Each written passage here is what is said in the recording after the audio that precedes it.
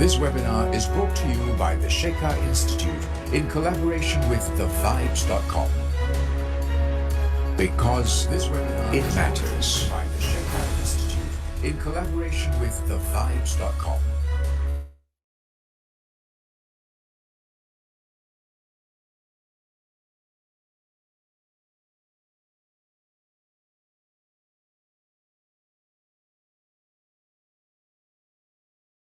Wait, is it? No.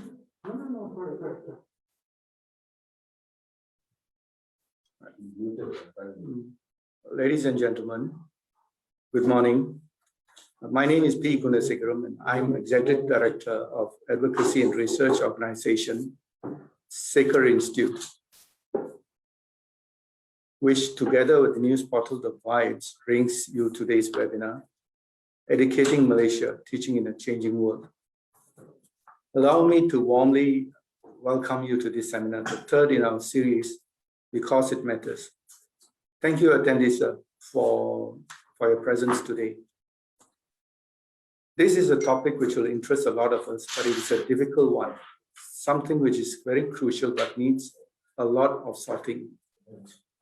COVID-19 has added to the complexity of problems facing education in Malaysia, with digital learning still delayed and lost school days handicapping students.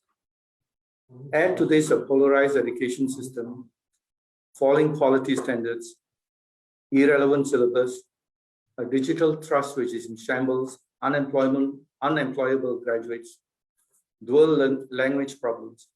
Education in Malaysia seems a veritable insoluble problem. What does it take to shake it up, move with the times, and provide quality, relevant education? Our panel will attempt to answer some of these questions. First, let me introduce them, our panel that is. First, the oldest person in our panel, Mr. Louis Murugesu. He's a legend in his own time and was former headmaster of Victoria Institution, Kuala Lumpur from 1964 to 69. He has also been the chief education officer of 2 states and has acted as a consultant to both the World Bank and the Asian Development Bank. We will look towards him for ways to improve teaching quality. Welcome, Mr. Murugesu. From our oldest participant, we move to the youngest one. YB Syed Saddiq bin Abdul Rahman, MP of Muar and former Youth and Sports Minister. He has the distinction of being the youngest minister ever, and we hope to tap from him some educational aspirations of youth and to help us unravel the politics of education. Welcome, Saddiq. Thank you very much, sir. Looking forward to the forum. Next, we have Dato' Tan Yu Sing, who is president of the National Education Reform Initiative, which is a coalition of education NGOs. Dato' Tan is also founder of the INTI Education Group and is also involved in the Chinese education organization, Dongzong. He brings wide and varied experience to this seminar. Welcome, Dato' Tan. Yes, hello. Datin No Azima Abdul Rahim, chairman of the Parent Action Group for Education, is no stranger to Malaysian education, having very vocally represented parents for many years in contributing to the debate here. Well, welcome, Datin No Azima. Thank you very much. Good morning to everybody. And finally, we have Ms. Nina Adlin Disney, who's Executive Director of Leap Ed Services in Sdn Bhd. She has over 30 years experience in the education field encompassing various areas. Leap Ed is an interesting social enterprise which is channeling resources from corporate groups to provide help to schools, both the national and otherwise. You will hear about that later. Welcome, Nina. Morning, good to be here. We have selected the panelists to reflect the diversity of backgrounds and expertise. We will draw upon their knowledge in the area of education and discuss problems and solutions. Questions will, of course, depend on the flow of the discussion. I will direct questions to speakers according to what is the area of competence, but everyone is free to chip in and ask questions of each other in a true forum format. We will set aside a half hour for questions from attendees at the end of the session. A few quick words about Saker Institute. It is a research and advocacy organization to explain, publicize, and promote the concept of social or good capitalism. This believes that taking care of everyone in the value chain is good for business and is a tool to lift people out of poverty too. It also promotes intelligent and considered debate on social, public, and economic issues to build awareness and enable appropriate policy formulation and implementation. As part of the program to build consensus and awareness over important issues and galvanize action, the Saker Institute organizes seminars and webinars, will publish appropriate papers and books, as well as produce a journal. It is a unit within the diversified Petra Group of companies, whose chairman and CEO is Dr. Vinod Saker. He is also chairman of the Saker Institute, and I would like to invite him now to make the opening address. Over to you, Vinod. Sorry, I had to unmute myself.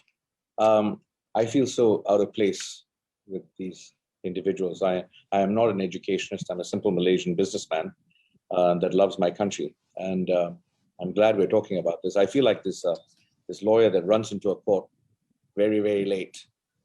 And then he sees on one side, one of the lawyers standing up saying, "My lord, I'm here for the prosecution." And on the other side, another lawyer stands and "My lord, I'm here for the defense." So I just feel I'm in the wrong court. There are too many important people here on education. So forgive me if in the few things I say now, simplistic and perhaps not as detailed in its understanding of the issues that you all face and that you all understand politically, from an education perspective and from a national perspective, because you've been at it for a very long time. Mr. Murugesu, I remember you when I went to school, and I was at St. John's. I'm sorry, you went to VI, but you know, that's people have their shortcomings. VI is not quite St. John's, but I understand, it's fine. but you know, that is the era I miss. Let me just start with that. We were not where we are now then. We were a beautiful, fast-growing economy. We had an open, compelling education system that was inclusive, that built character and personality and provided a holistic education. My best friends growing up, and I'm sure you've heard this, we've all heard this many times, but this is a fact. My best friends were Malays, Chinese, Indians, everyone. I grew up with them. I went to their homes to eat. They came to my home to eat. We played together. And I'm a product of a government school. My father was a civil servant. My mother was a teacher. And I look at the situation now and I honestly want to cry. To say that our governments have failed miserably is an understatement. They've gone beyond failure, and that is just unacceptable. And for too long, we have accepted it. For too long, politicians have allowed this process to continue because it suited their narrative. Education became a political tool. Education was no longer education. What they taught was no longer what was needed. It was what was needed for political positioning. And I think that was the start of how the system failed us and failed our children. When history has to be revised, when history is skewered to suit a political narrative. So rather than teaching our children the true history of Malaysia, the true history of where we all came from and how we all came to be, and what an important role all of us, all Malaysians played in creating this incredible nation of ours. And it is an incredible nation. There is no nation on this earth like Malaysia. Multiracial, multilingual, multi-ethnic, multi-religious. We don't just live together, we thrive together. And we've never had a situation where so many people at the political level have done so much to try and destroy it for their own personal gain. I know Sadiq is here. He's my friend. He's my little brother. So, you know, I can crap on him a bit. It's fine. He can accept it. But I'm fairly certain he agrees with most of what I've said going forward. There is a need for a new generation to come forward and deal with this from the political angle. Why I keep bringing politics up is because we have to deal with this straightforwardly. It doesn't matter how many of our educators, our educational leaders, our educational dreamers that really want what's best for our country. It's not enough for just them to stand up now. Without the political will to make the changes, we're just going to keep going around a circle. What's the first sign of madness? To keep repeating something over and over again and expecting a different result. This is essentially what we've been doing. Thinking that we're going to change things with this debate when the core problems are not addressed. And the core problems is political interference in education, the revision and skewed nature of our Malaysian history, where essentially different groups are completely left out. And I think I want to say this, and some people will be upset, but racism masked as nationalism in education. These are facts.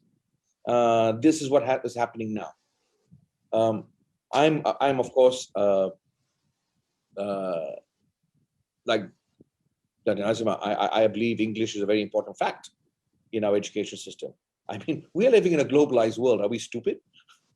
If we don't prepare our children to compete with the rest of the world, we're just going to be left behind. China is teaching their kids to speak English and take on the world. But no, Malaysia cannot. Why? Don't know. I'm not sure. There are lots of reasons, but let's see which politician wants to stay in power, right? They have used fear and ignorance to maintain their positioning. Fear and ignorance. Only education, true education, can remove ignorance. And without ignorance, fear cannot survive. And that's the future of Malaysia, the children, to remove that ignorance, ensure there's no fear, then we have a real future. And I believe we do.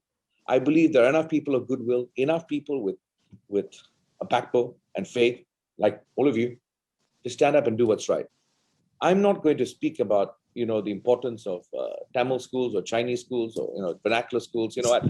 That's a different thing. Personally, I think whatever we do, it has to be about national policy, about national development, about building everyone up. So give me a Chinese school, but make sure at least 40% are all non-Chinese.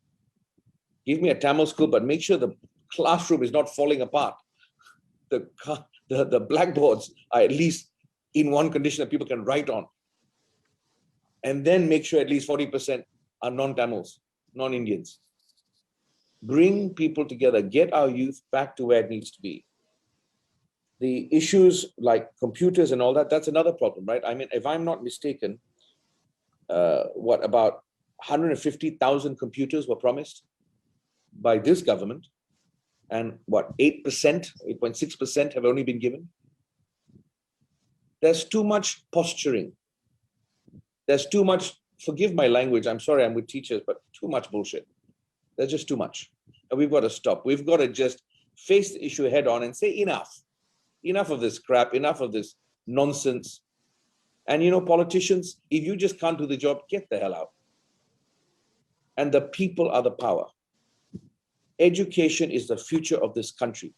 There is no point having businessmen like me and economic leaders that do well, because you know what, we are going to fall if our community, our system, our society, our children are not given the tools to grow and build the economy. I'm a businessman, I'm being selfish. I cannot make money unless my community is thriving and growing. I will have no future market unless the children grow and are educated and have jobs and build themselves. We are at 11:59 before midnight. We cannot take this lightly anymore. We must be blunt and we must do what is necessary. We might not all agree with what is necessary, but I'm sure we'll agree that something has to be done. And you know what? It's fine. Let's just do something. Let's all do something. Let's all get involved and make a difference. then this country will be the promised land it's meant to be. The bright, white, shining house on the hill that the rest of the world can look to, because that's what we can be. That's what we should have been, because no country on this earth is what we are. And let's be clear here. How dare we fail? If we're religious, we believe in God, let's just say that God saw this place and say, here, I'll give you rubber, I'll give you timber, I'll give you palm oil, I'll give you petroleum, I'll give you land. I'll give you beautiful cities. I'll give you a multiracial, multi-religious, educated, smart citizenry. How dare we screw this up? All right, how dare we? And I think that's the standard we have to pay attention to now. And education is everything. All of you are such a critical part of where we're going to go. And I hope today's discussion is a start. And I promise you, the Sheikh Institute, with Guna, me, and everyone else as a part of it, will push this agenda. We will make education one of our primary objectives in getting the debate going loud enough that it can't be ignored. And I think that's what it needs to be now, because education impacts all aspects of our lives. Unity, in the economy, societal cohesiveness. Every aspect starts with education. And we have to deal with it honestly and then work out how we're going to get past it. All the junk that political, and I'm going to put the blame on political leaders, that political leaders have created around this issue. We need to get through it. I thank you so much for taking the time to be part of this. I'm looking forward to listening to everything you guys have to say, and I hope to engage you more beyond this one session. Because look, we're not solving anything in this one session. This must be a work in progress, and it must be a work in progress that must not stop. And I am sorry, perhaps, that organizations like mine has not been more involved. Businesses like mine have not been more involved. But I promise you, at least from our perspective, we will be more involved. You guys have done so much and given so much. Now companies, corporations, economic leaders must now be part of the solution and not just sitting on the sidelines. And I promise you, from our perspective, we will no longer sit on the sidelines, and we will back you and support you and be part of the process of creating a solution. Thank you very much. Welcome to everyone that's watching, and I'm looking forward to the session. Back to you, Guna.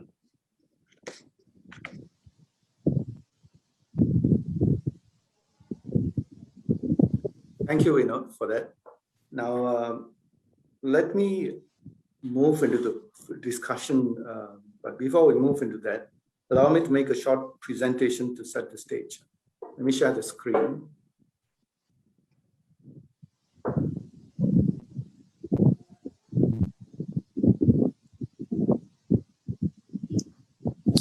All right, the topic is Educating Malaysia, Teaching in a Changing World. And the world is really rapidly changing and shifting, and it's important to keep up with the times and to improve educational standards accordingly. So that's the purpose of this webinar, to encourage debate and discussion on education and to help formulate some solutions. Now, from reading the literature,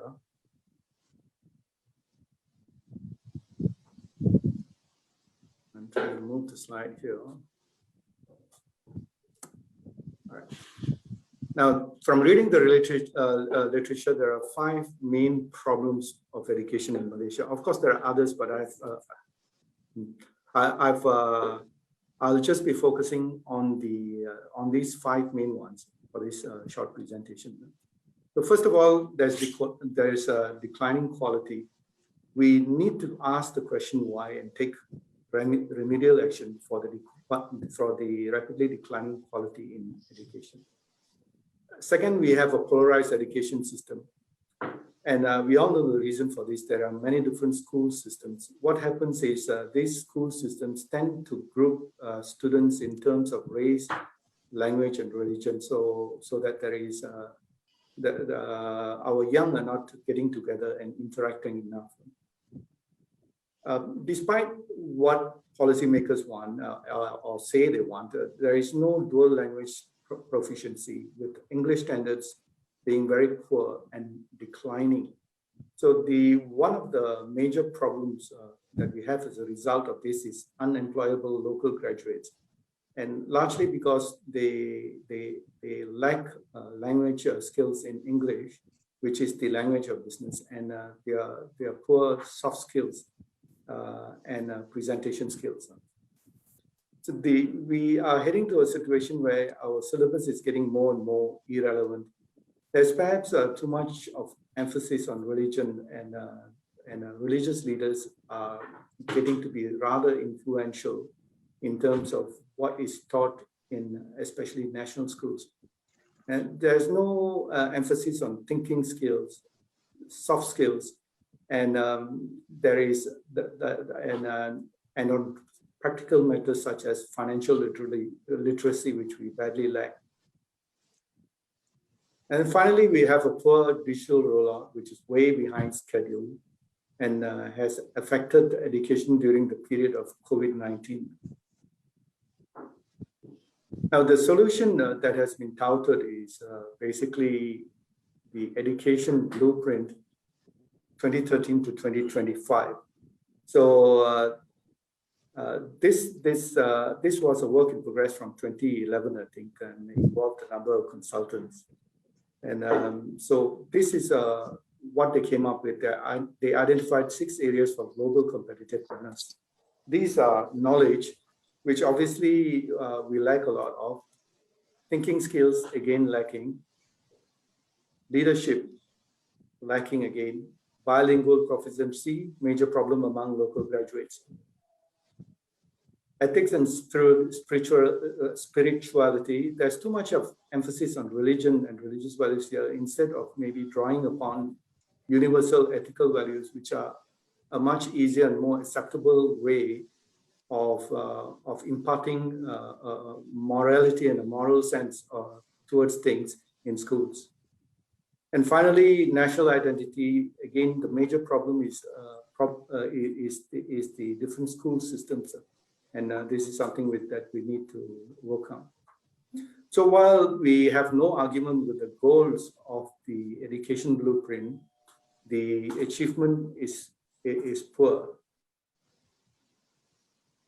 Now, this one is this chart is an interesting one. It provides this is from the Trends in International Mathematics and Science Studies, which the US government uses to benchmark its own education system. So if you look at Malaysia's average score in this so-called TIMSS assessment in 1999, which is, 22 years ago, our score was 519 for mathematics, the line in red, and 492 for science.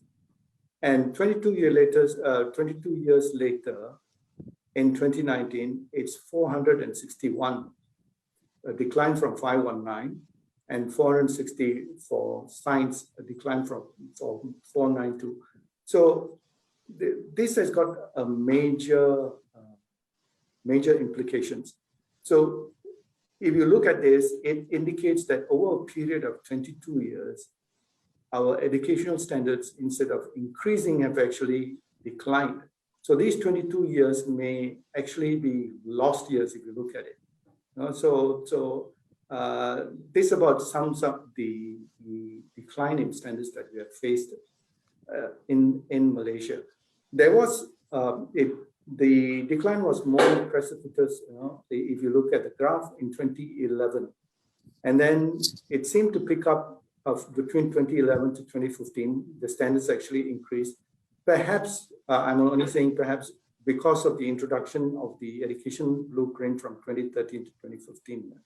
But since then, it is gone back to a steady decline again. So note that by actually declining in standards during this period, at a time when other countries are making major advancements in education, we have actually slid way behind the others. So this is really a very bad situation that we have been in the last 22 years. It's a major indictment against our education system.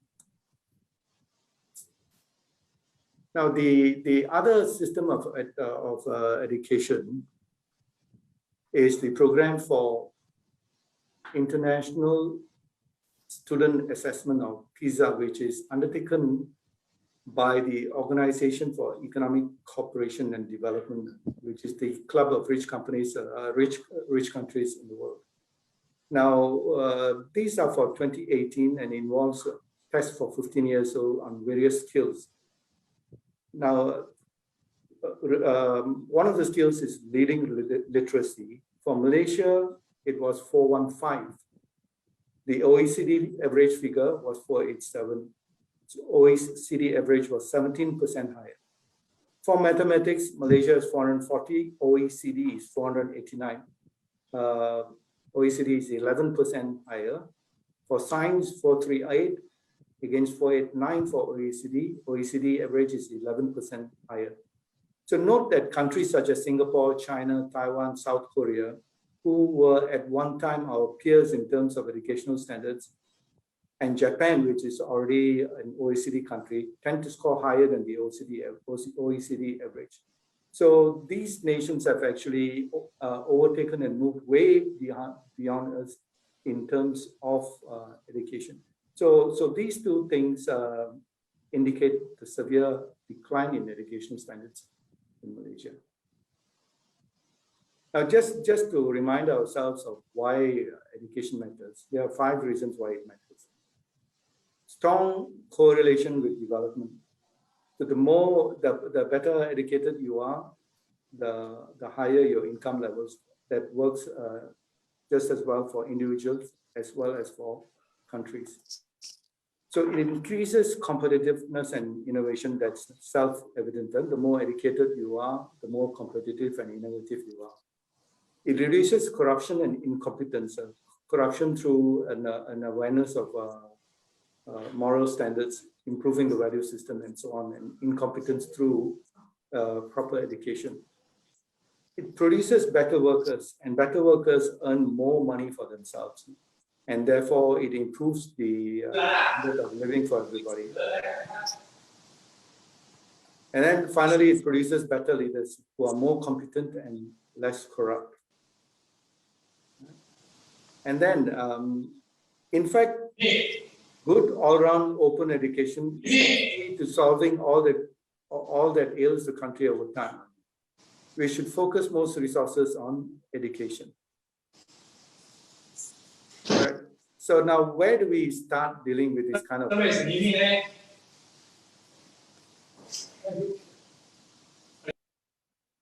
right. Where do we start with this? The 3 starting points have been identified in the McKinsey report of 2007, for instance.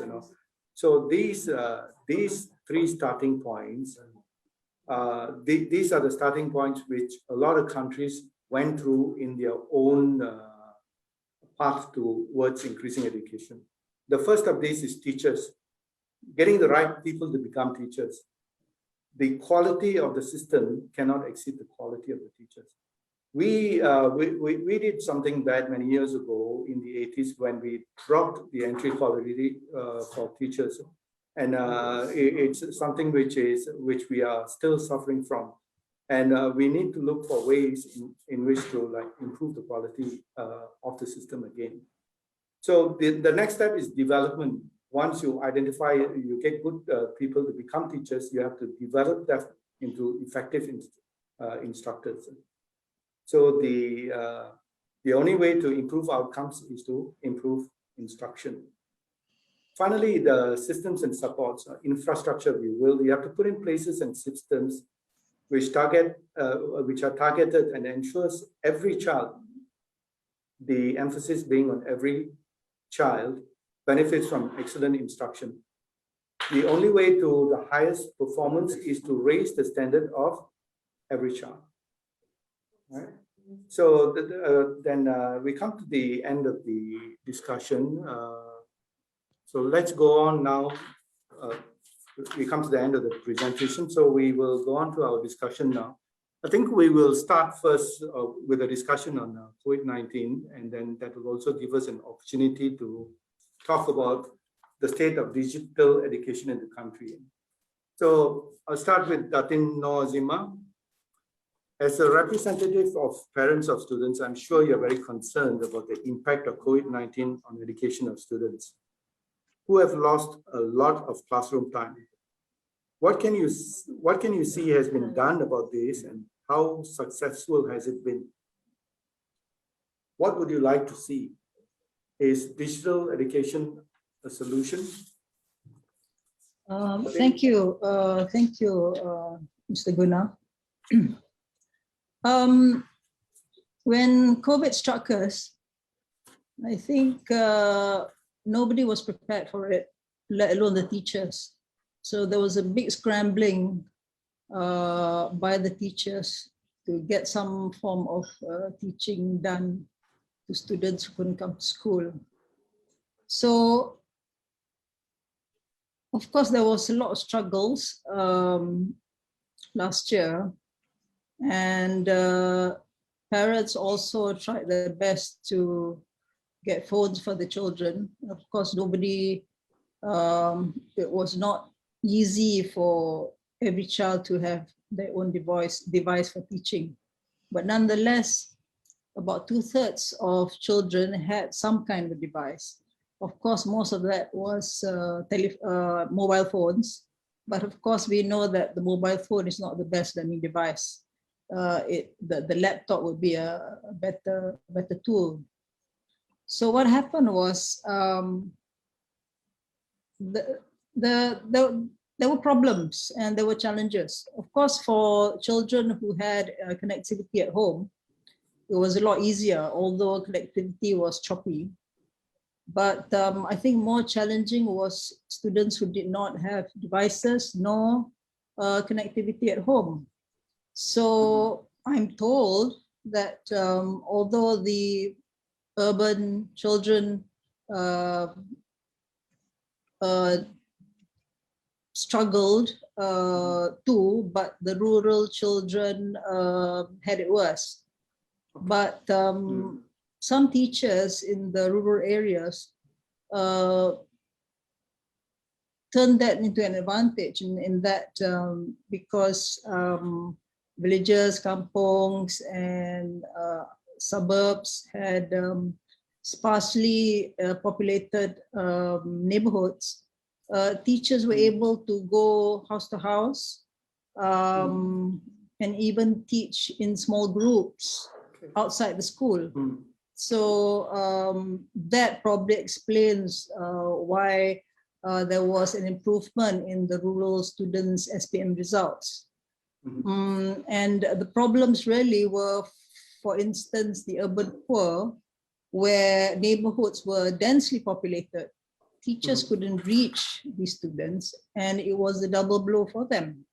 Teachers couldn't reach them, and they did not have connectivity and devices. What about the digital systems itself? I mean, okay, you could have, say, for instance, websites where students can go in at their own time and absorb education which is already listed and things like that. Was it in what was the state of the digital education at that time? Which areas were lacking? Where were they doing good?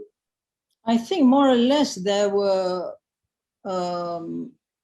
enough material for students to benefit from. It was a matter of just the teachers linking them or urging them to go into certain sites. So eventually what the teachers would do is they would provide, there would be a COVID timetable. Everything had to be rearranged. I think primary school, they spend maybe 3 hours in the morning with their teachers online, in line with WHO recommendations.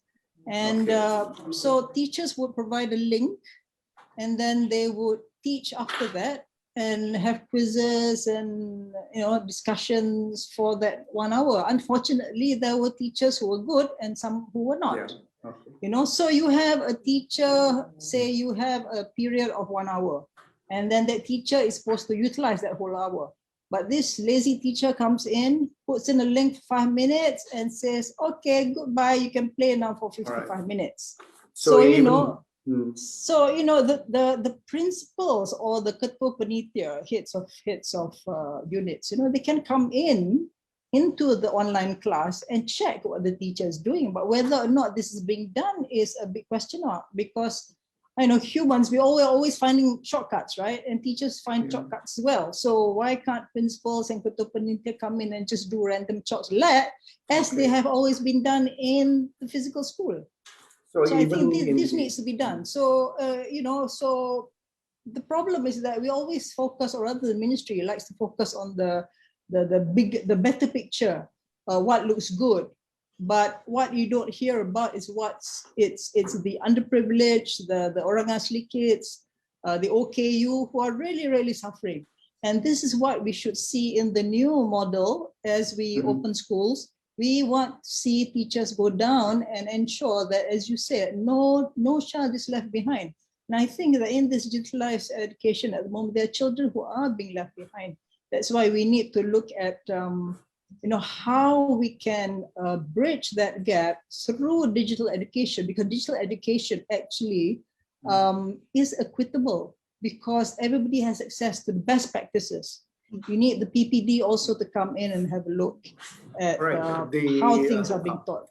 Okay. So there are a number of people who believe that because of the lost time in education as a result of COVID-19, we may need to have extensive remedial education. What do you think, Nina? Hi. Yeah, thanks, Mr. Gunnar. I mean, I think before we go into the issue of remedial initiatives, let me draw that analogy between COVID and our education system, right? As we all know, COVID is exacerbated with any comorbidities, right? So if you have any underlying conditions like heart disease or diabetes, respiratory problems, whatever, COVID's going to hit you so much harder, and it's probably going to be fatal. So that's exactly the issue that we're facing with our education system.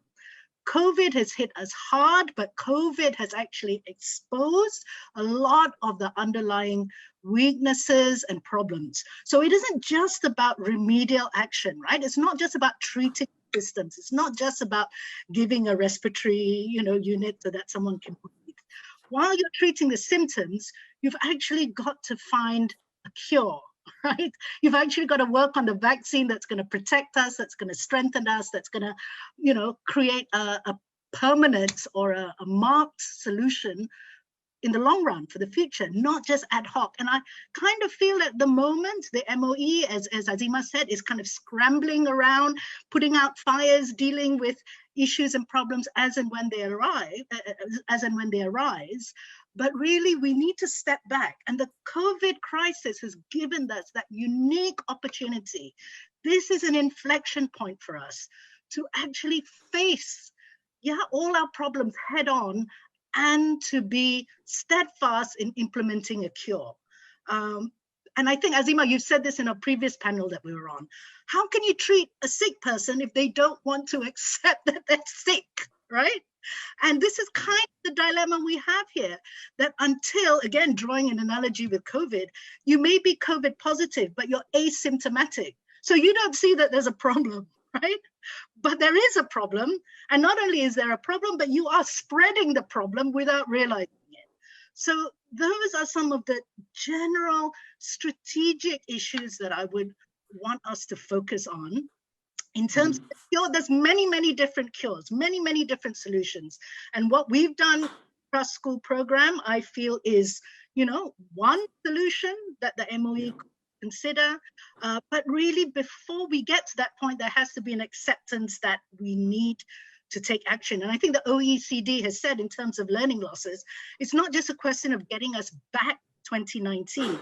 We have to go beyond that. Otherwise, the long-term economic effects of this are going to be disastrous, not just for individuals. I think they've predicted a 3% loss in income over an entire lifetime. And that's going to be even worse for students who are already disadvantaged. And for countries, OECD has predicted it's going to have a net impact of 1.5% decrease in economic growth, GDP, until the end of the century. So really I would want to frame the discussion in terms of that bigger picture.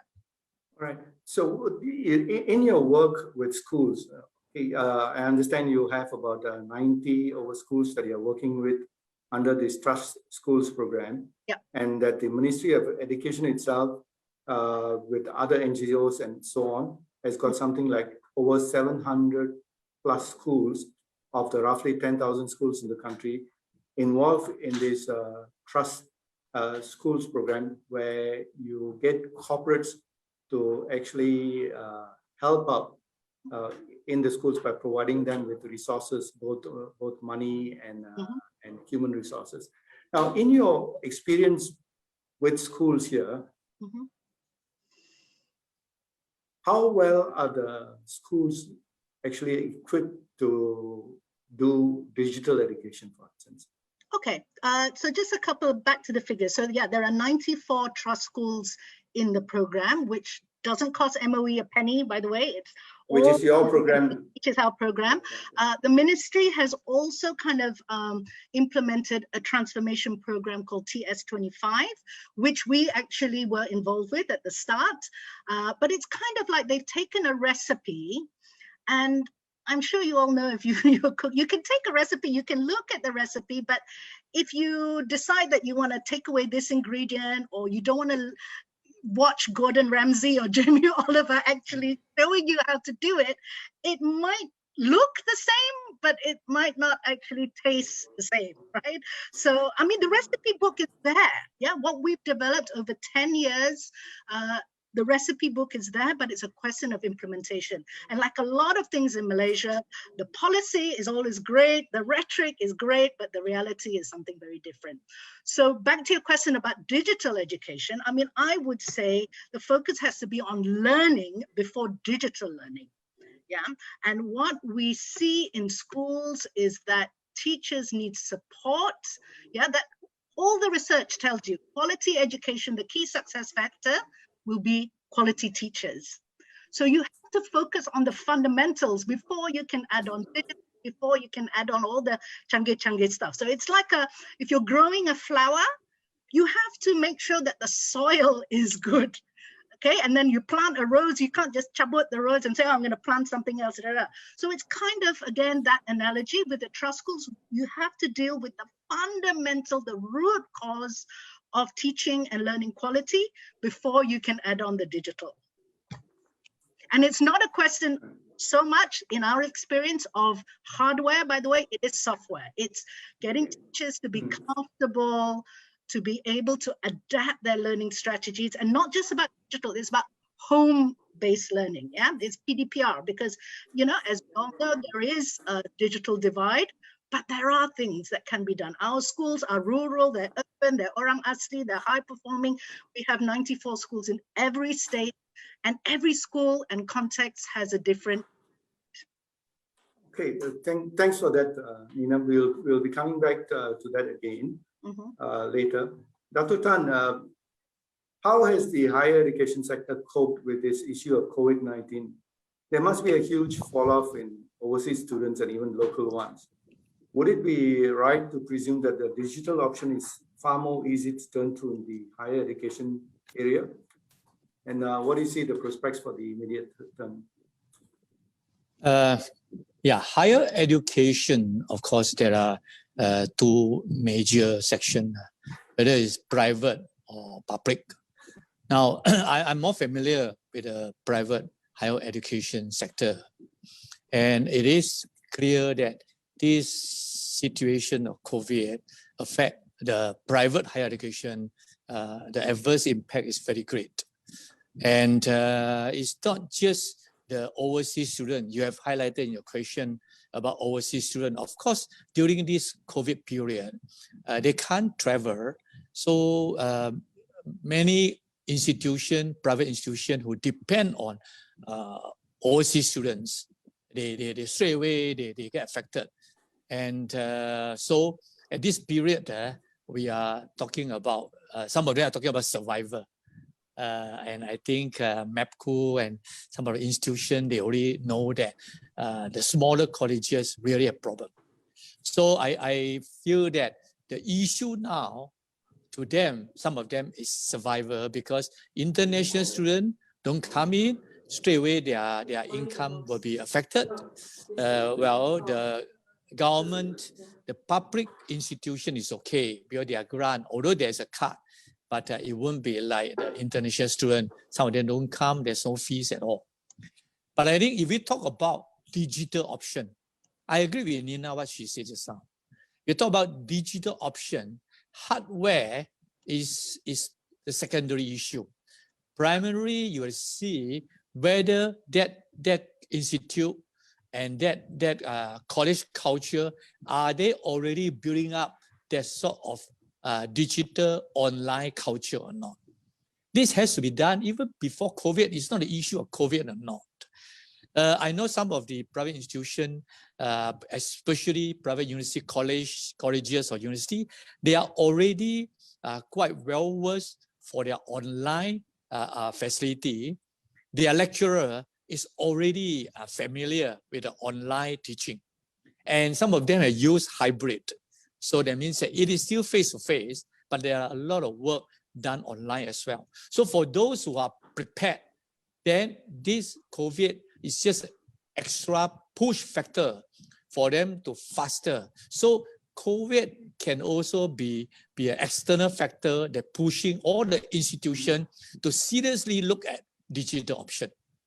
Now, but of course, when you say teachers getting ready, then the material and things like that. But I personally, I always feel that digital option, we use it as an option. That means that many of us in education, we don't see it as an option to replace totally face-to-face interaction.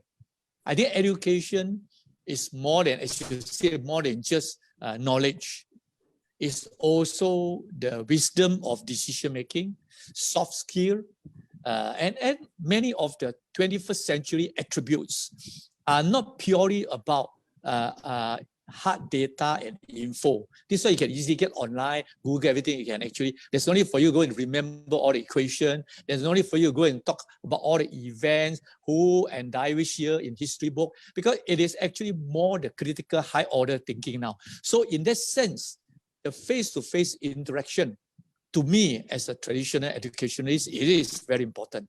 So I would think that even after COVID, I think the way forward is actually more hybrid. Now, depend on facility, of course. I mean, there are education opportunity to those who live very, very remote area, not convenient for them to travel, or those working adult. So we have to look at case to case. But I do not go out and promote to say digital option want to replace everything. Now, your last question about immediate future. What do I see for the immediate future for higher education, especially private institution? I said just now, the major problem for some of them is survival. It's survival. I know some international school, they have less than 100 students, 50 students, because they depend a lot on international students. How are they going to survive? It is tough because there are fixed costs involved. So immediate future for the education, private education in Malaysia, first is talking about survival. Now, of course, the bigger one, the economy of scale do come in. For example, if international students don't come in, some of your students, because of COVID affecting their financially, they can't study, but there are still enough to actually carry on. But I think at the end, it will be a very even, it's a risky, even more competition because the number of students are smaller. So go back to the quality of that institution. So I would say that COVID, and nobody know when can the university or the school open totally. So we have to prepare for the worst, aim for the best. And I know the institution I'm involved, they're all prepared with good online material. Teachers are well trained for that, and hoping that to bite the bullet and just carry on. Okay. Thank you very much for that, Dr. Tan. Now, On to side study. Now, I think we have talked much about the COVID-19 and the impact on education and so on. But what's your assessment of what has been done by the government so far? And we all get the sense that there's way too much politicking and efforts to stay in power to actually pay proper attention to these kind of things. What do you say? Thank you, sir. To be honest, you can change the government 10 times with 10 different prime ministers. But if you don't have the political will to overhaul the education system, no change will take place. Why do I say this? Are we underspending in education? No, we're not. Education spending to GDP in Malaysia is one of the highest, if not the highest in Southeast Asia. We spend 16% of our GDP on education. How much does Singapore spend? 11%. How much does Japan spend? 7%. It effectively means that the Malaysian government, whether it's PH, BN, PN, whatever you name it, outspends Japan by a factor of 2 when it comes to education spending. Question is, how is our output? Why do I talk about a complete overhaul needed, which requires political courage and will to do so? Because whether we like it or not, education is inherently sensitive. It touches the hearts of the Malaysian populace and consciousness. It's easily racialized. It's easily linked to issues of religiosity, right? Yeah. Let's look at basic education reforms on a tertiary level. If you go to any country, including China today, on average, you need about 3 years to get a degree. In Malaysia, you need a minimum of 4 to 5 years. Why? When we look at the subjects in which, for example, a law graduate will need to go through in a public university in Malaysia, there are so many unnecessary, unrelated, university-mandated, nationally mandated subject links to religion, links to issues of language, links to extracurricular activities, which takes up so much of your time to the point that it overburdens you and your core curriculum becomes secondary and your time needed to graduate extends for 1 to 2 years' time. And that's not just exclusive on a university level. Look at primary and secondary education. Our time or contact hour for English is about 9% behind in Singapore. Maths in particular is so, contact hour for maths and science have been at a steady decline. Why? It's not because we have reduced the average time given per week, but because we have increased the contact hour for subjects like religion, civics, and other subjects, which in the end reduce the influence of maths and science and English in public and secondary education. I can say this because I come from a family of teachers. But when we want to start discussing about this kind of reforms, is it easy or is it not? I went on Awani about 1 month ago, a Malay platform, to talk about the need to remove or to audit our education curriculum thoroughly and independently. So that means if it is required to remove the influence of religious education and subjects in universities, primary, secondary education, we should do it. And we should take the advice of experts instead of politicians making that call. Immediately, what are the chances we can do that? Actually, you know, I mean, can we? Now, how do we go about actually reducing the impact of religion on the education system? Is it something which can be politically done? That's what I would be interested to know. This is why I believe experts should lead the way. And I think there was a huge lost opportunity. I remember the board of MARA, which was appointed in 2018, was one of the best ever. It was led by a PhD nuclear physicist, former Maybank chairman, Datuk Hasnita Hashim, right? And we had Nungsari, we had the founder of Maidin on board. These are successful Malay businessmen, corporate leaders, technocrats who led it.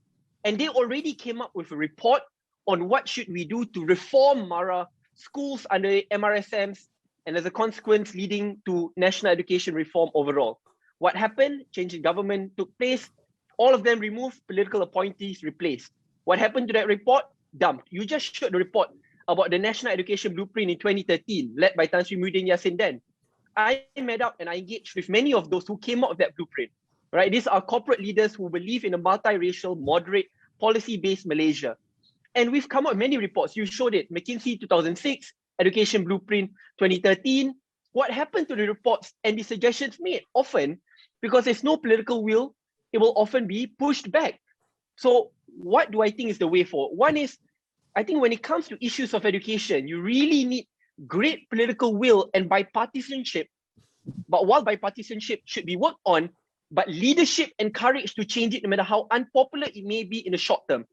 When Lee Kuan Yew really steamrolled his education agenda in Singapore in the 1970s, it was unbelievably unpopular. No one thought that you could have a single education curriculum.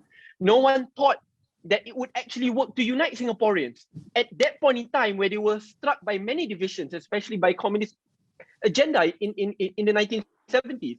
But in hindsight today, everyone now says Singapore is the bastion of success after difficult decisions which were done 30 years ago. I'm not here to say that we should abolish vernacular school, we should abolish other. No. What I'm trying to say here is that when it comes to difficult decisions, one is auditing of subjects. It should be done.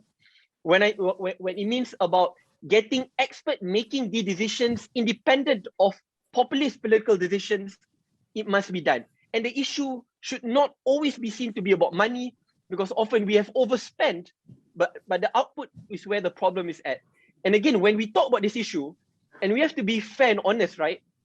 Where did the problem occur? What happened to our national schools? Why are there a lot of Chinese and Indians who will opt out from our national education curriculum and go for vernacular schools or private schools? Even middle-class Malay parents today are taking out their children from our national education curriculum and spending a lot more to go to private schools.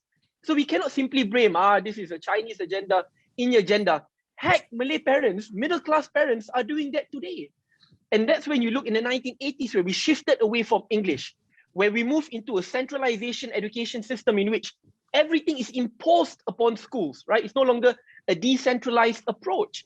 That's where you see a lot more religious and cultural imposition upon schools, the reduction of math, science, and English. So why do you blame parents who will then be forced to opt out to other schooling system because of a failure to manage our national education curriculum well? But while I say all of this, just to look as to why I say it's not just about change in government, because almost every single leader who we've been under have perpetuated that system. And when we finally got experts to lead the way, whether it's the Mara board, whether it's the Education Reform Committee, and when it was about to be implemented, again, politics changed, and in the end, it is about clinging on to power. If we don't overhaul that system and get it in, you can have many changes in government, prime ministers, who, mind you, were ministers of education before, and who oversaw the system. We will never get that change which we truly deserve. Okay, but what is it about the psyche of politicians who refuse to give up the management of education to professionals? What is it, you know? One is education has the largest budget among any ministry ever. I mean, we talk about digital reforms when it comes to education. Look at the quality of Bestari Net. Billions spent, even an attempt to extend, despite the failure and clear reporting by Ministry of Education, mind you, not just by experts, but by civil servants saying, and yet they are still pushed to extend Bestari Net after it being an abject failure, right? So one is the monetary element behind it. And obviously, that's why I keep on advocating for political funding reforms. If not, it will never change. You can have 10 prime ministers, same thing will happen.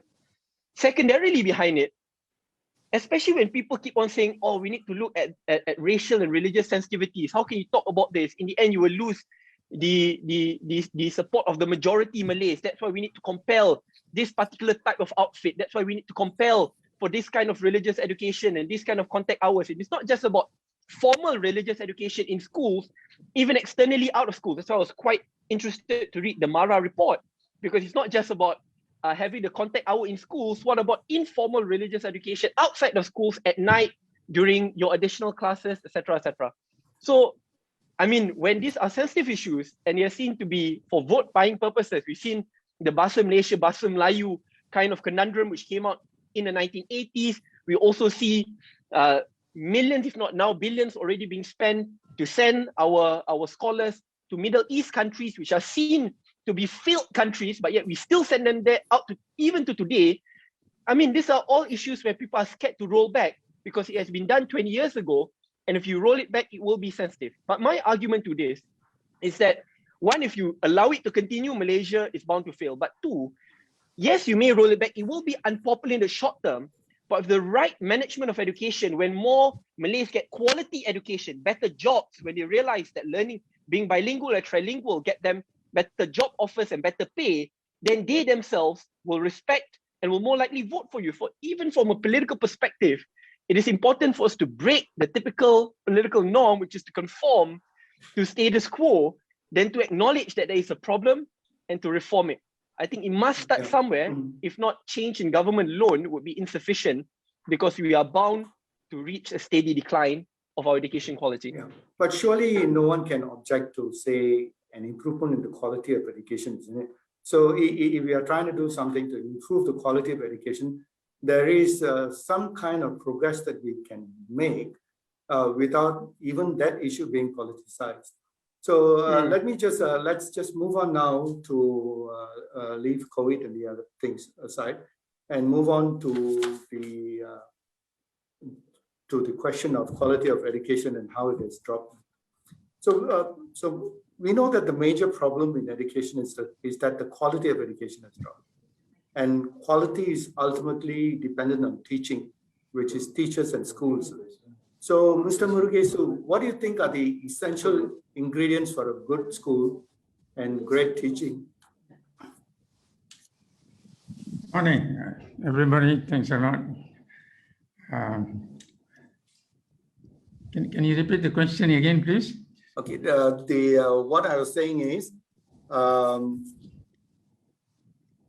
quality is dependent on teaching, teachers and schools. So what do you think are the essential ingredients for a good school and great teaching? Yes. So you want to know what makes a good school and what makes good teaching? Yes. Yes. Thank you.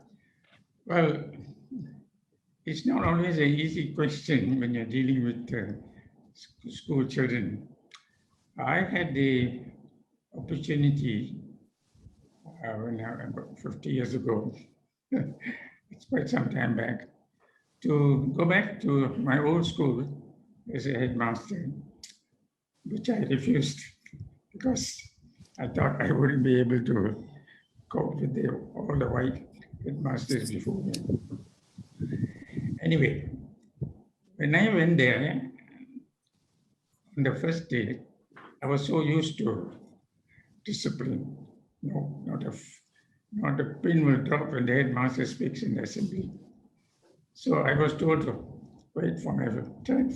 First the students go, then the teachers go, and the headmaster walks in the gown. I didn't have a gown. So when the first bell went, all hell broke loose because the students had been without a headmaster because the previous headmaster, Mr. Baker, left a couple of months ago.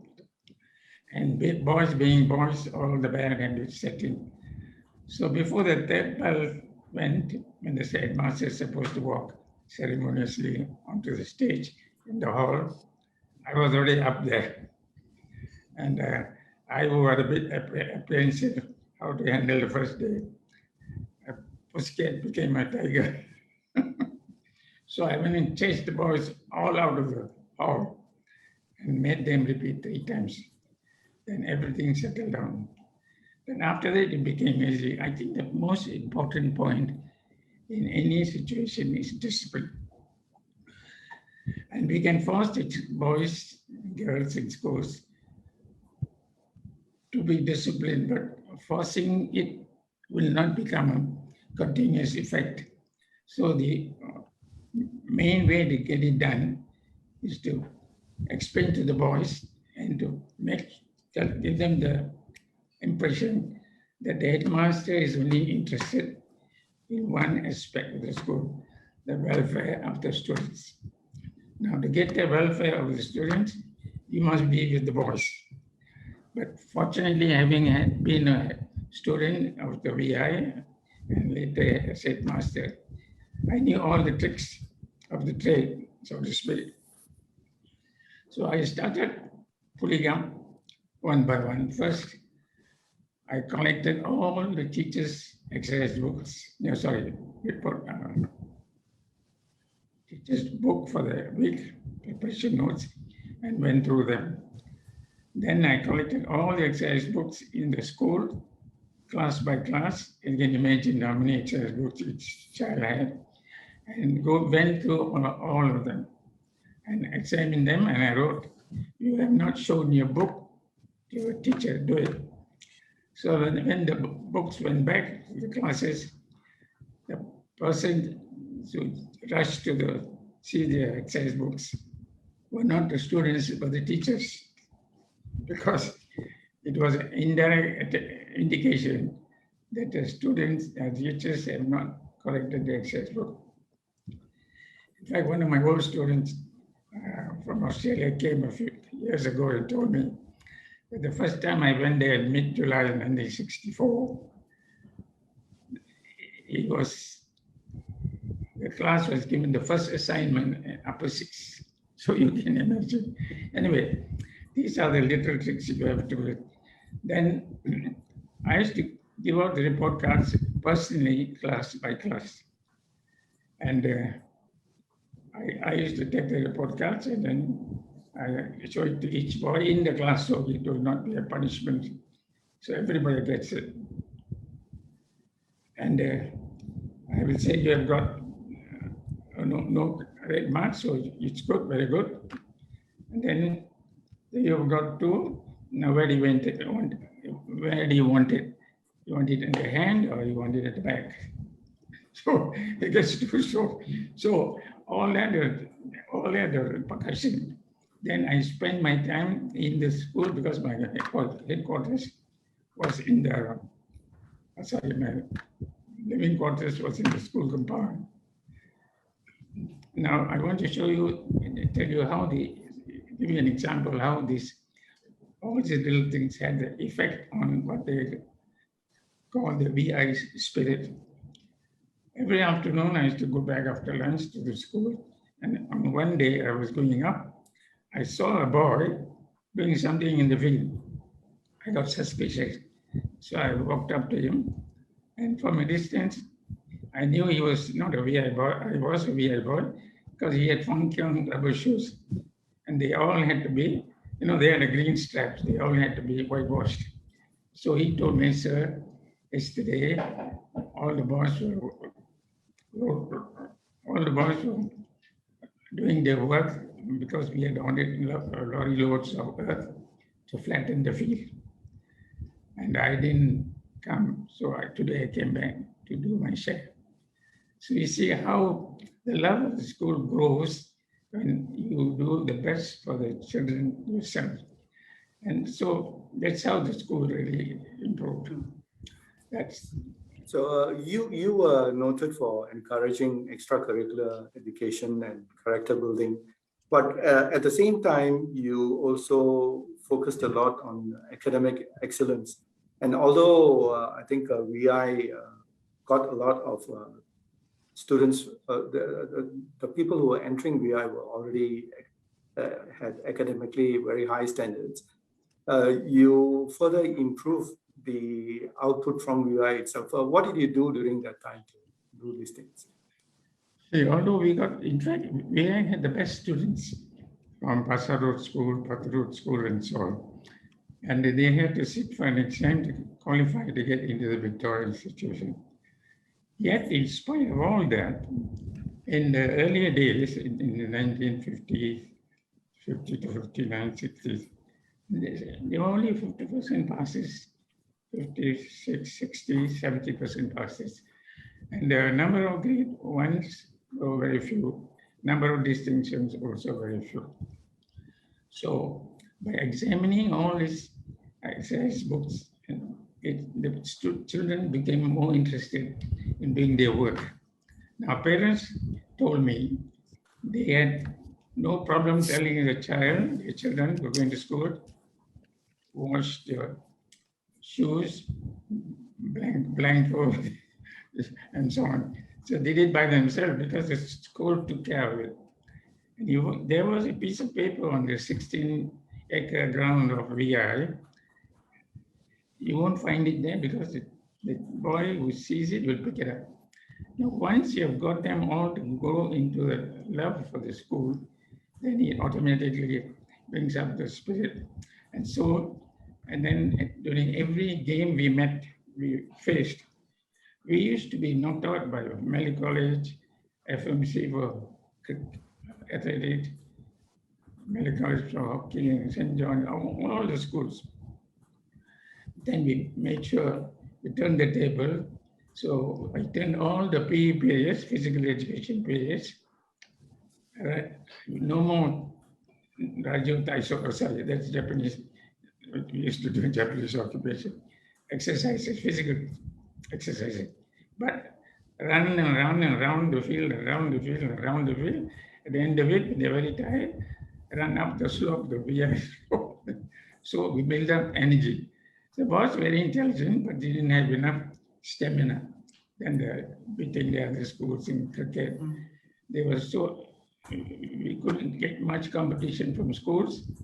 So we started playing against clubs in the Milsom League, cricket, Navaram Shield, and so on. So the thing boosted up year by year, our results shot up. So much so at the end of 1969, the 1969 rise upset our results to some extent. Yet, in spite of all that, we had 99.5% passes, lots of grade ones. Our results in the HSC dropped because of the 1 month delay, the schools were shut out and so on. So I think it's difficult to say what are the real thing, but I think your heart must be with the students, with the school, with the children, get the parents to come and talk to them, get them all into all the functions, sports, parade, and make it a grand affair, and build up the spirit of these boys and girls. What did you do to motivate teachers specifically, to do their work? I think, of course, in any system, there'll be some teachers who slack, and others who are very dedicated and work very hard and so on, like any other profession. Yeah, we had very good teachers. There was one teacher, Mr. Arindha, who was one of the best teachers in maths. He will cry if his students didn't do well. The other teachers, of course, were lazy. I used to go around and around the school every day, very rarely in the office. And I wear leather shoes with iron, studs there, so they make noise. The idea is not to catch the teachers, but to let them know I am on the prowl. So then that way we got a lot of boys to do. And as the love for the school grew and grew, and I used to go to every single match in the afternoons, or whether in Kolkata against Malay College, or cricket in Penang, or Singapore, anyway, we used to go. So all that had a terrific impact on the school itself. And the Monday mornings, when he gave out the trophies, there were so many things he gave up. And every time the captain of the football team comes to collect the trophy, you can see the spirit, boys. So the love for the school, the pride for the school, this is which has to be built up. Okay. All right. Let me open up the discussion at this point of time. Now, the headmaster is actually almost like the CEO of a school. So if you have an effective headmaster or headmistress, as the case may be, for a school, then they can make a lot of difference to the school. And I've seen this personally during my time when a school actually rises because there has been a change in headmaster. So I just would like to open up this question here for everyone. Do you think one way to solve, say, the education problem, one of the ways that we can do is to focus the effort through the headmaster? And are there already programs in this area which the schools are doing? So, I mean, anyone can just respond, any of the speakers? Yeah, maybe if I can take that. Yeah, there are lots of initiatives for school leaders. Yeah, there is even within the ministry, an institute focus on leadership development, for the system. But our observation, our experience of the schools, yes, you can have a great leader that can drive things, but we also know in the system there's a very short runaway and there's a lot of turnover. They get transferred here, they get transferred there. So what we focus on when we go into a trust school is to identify middle leaders, right? So there has to be that succession plan to ensure that there is sustainability in that culture that Mr. Mulgasu is talking about. Because if it's tied to an individual or a personality, when that person moves, it goes, right? So it is about developing a school culture that goes beyond the individuals and getting the middle leaders on board who will sustain that culture into the future.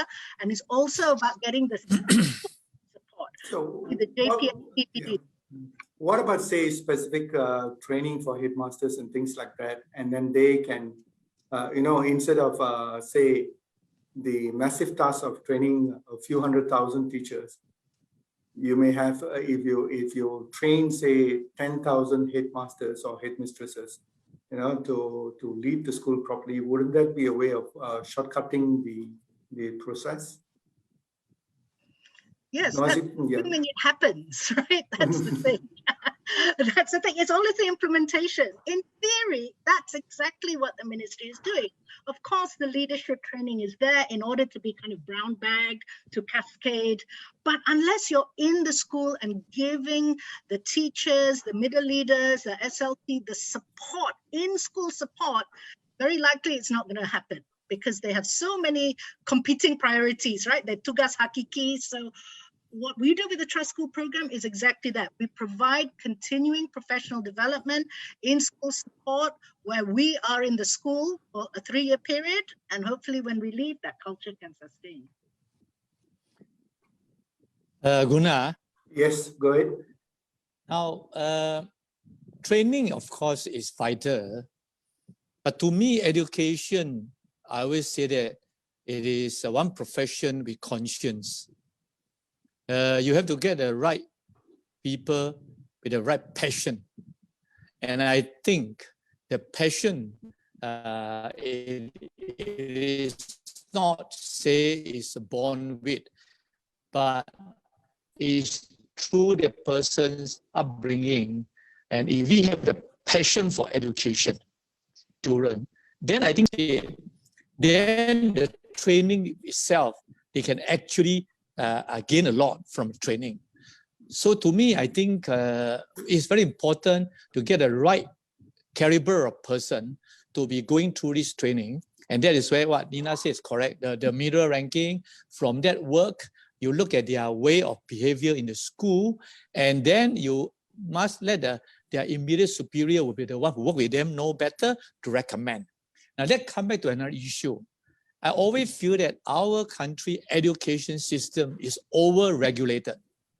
It's over-regulated. Ministry of Education. Are you saying it's over-regulated or centralized? Well, it's the same. It's very similar. Now, what I'm trying to say is, if you look at the most successful educational system, especially the West, you will see that education actually is quite decentralized. Now, of course, doesn't mean that education, the ministry don't have any role to play.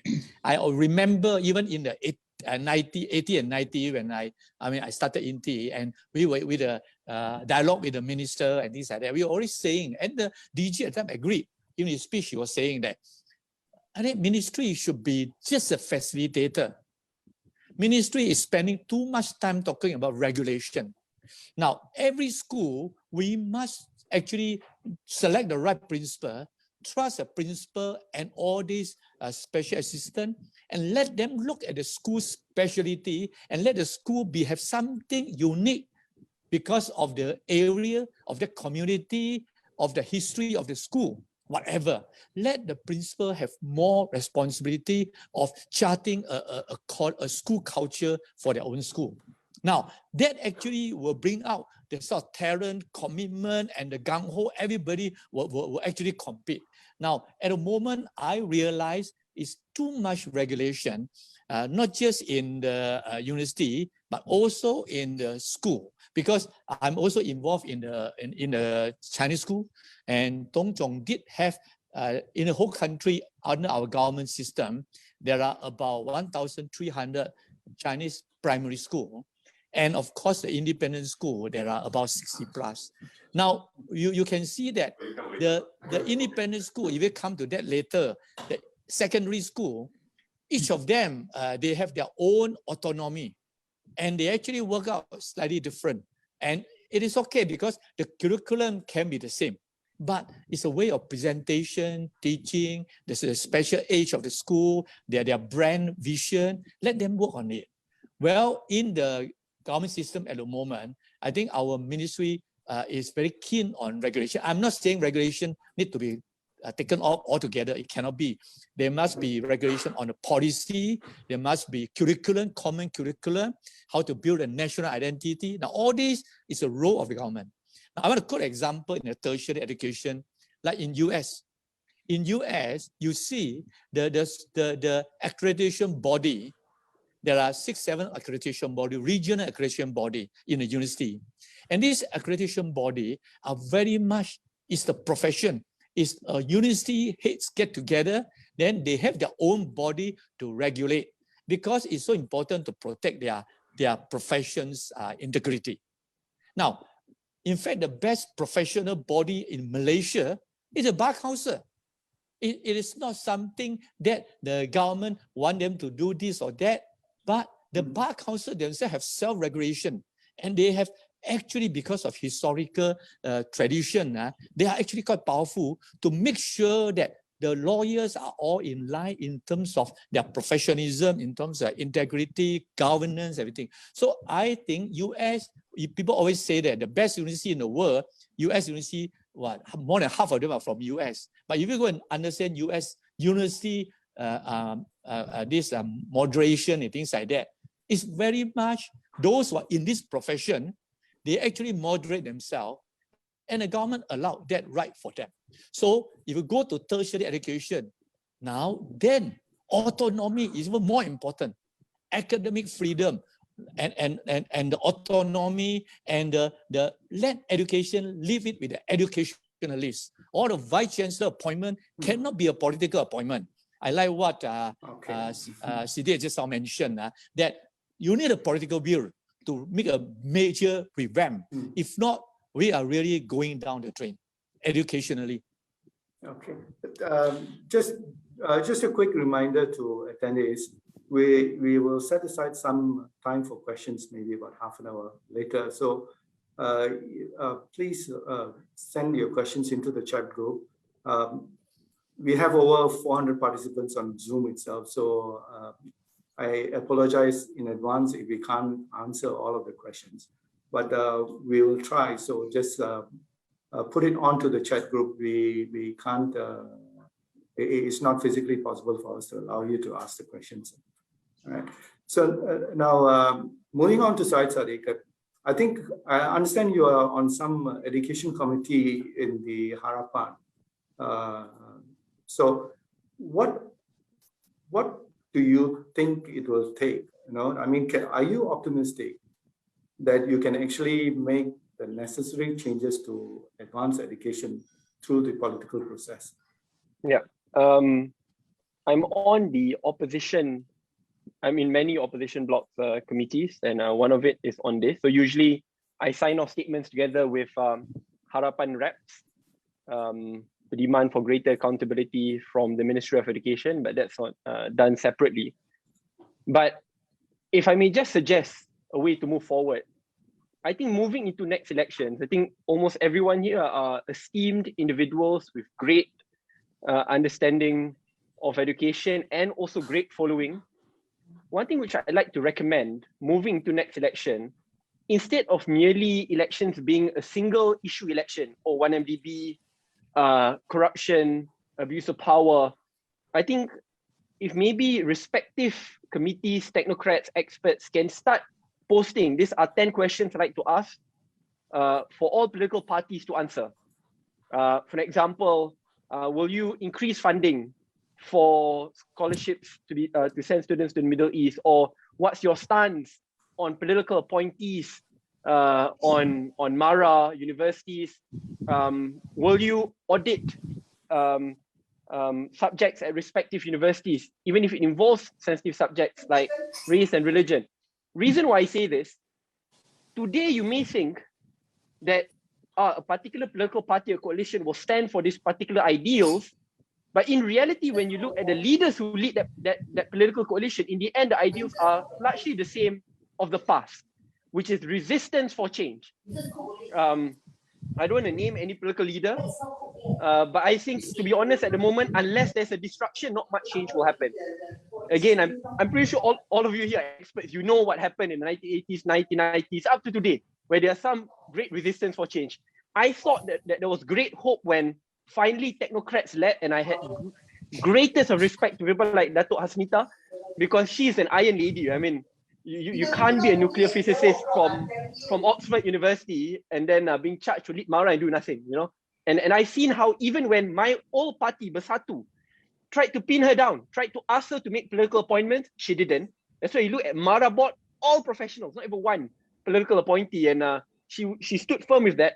And there were those who said, no, it's time to put Mara money back into businesses, entrepreneurs, She said, no, she wants Mara to be focused on education, create a trust fund which is accountable, audited, And she stood firm. I remember my party then, ex-party, wanted to hammer her, and I called for all my youth leaders to have a meeting, sit down with her and the board.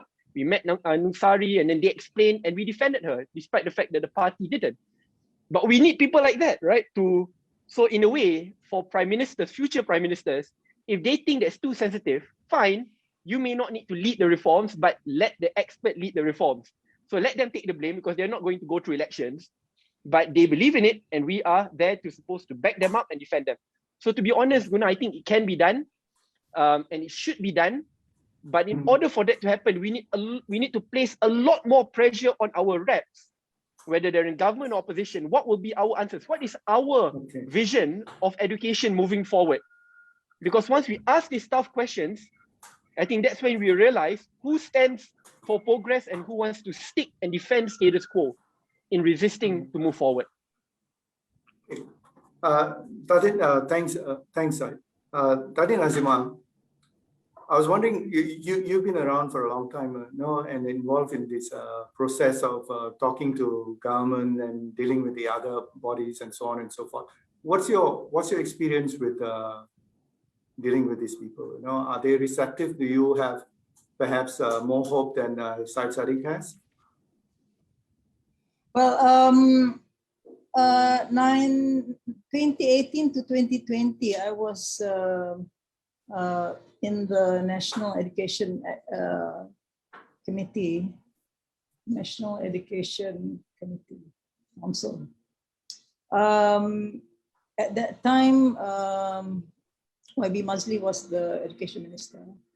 Then it was Mahathir, and then it was the present Minister, Nazijuddin. So I think this is the first time that such a council actually sat through 3 education ministers. And even after, it was very difficult because everybody had their own idea of how and why things should be done. So anyway, we stuck to our guns and we came up with recommendations to the minister, whoever it is.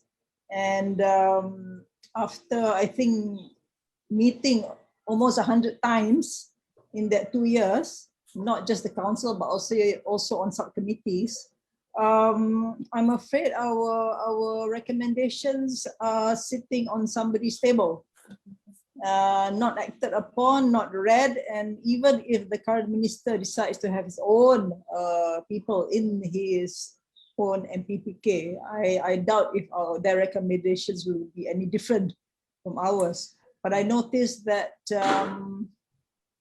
being at that level, even at that level, we are unable to influence policies. The public would think that we are very powerful. Actually, we're not. It really depends on what the minister wants to do and what kind of legacy he wants to leave for the ministry. And but I noticed that from the start, the Ministry of Education, I don't think they believe that there's anything wrong with the education system. So when they don't think that there's not anything wrong with the education system, then it's very difficult to move forward and progress with any kind of reforms. I see. I mean, you really think that of the civil servants that they did in the ministry, that they actually think that the education system is well, they good? say they do this and that, but you know, they go down to schools, but I don't see the results. I don't see a better outcome. It's despite all the effort put in, you know, it's status quo. All right. Okay. Let's move on to the issue of polarization of education. We have many systems of education: national, religious, Chinese, Tamil, international. Obviously, there is substantial polarization, and it seems like the only area of interaction among races and religions is in the international sphere, the sphere of international schools. So given that the Constitution protects the rights of these systems to exist, what can we do about uniting the systems and integrating them without any drop in quality or moving against the Constitution itself?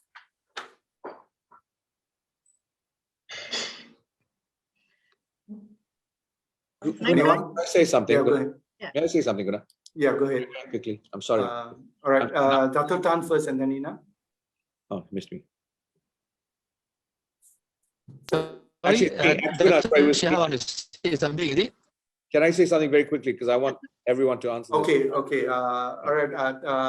I think Vinod wants to say something. Yeah. Let him go on first. The amateur, please. Let the amateur is just going to throw in his stupid point. I think the two things you said, Guna, is very important. I really want them to talk about it, and I'm sure they all do.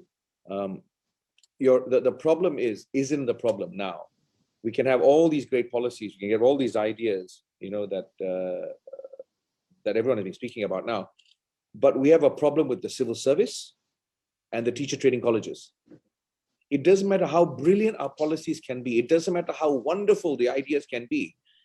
Implementation of those policies, the rollout of these things will fail miserably unless we've actually dealt with the mindset of our civil service and the quality and the mindset of our teacher training colleges, right?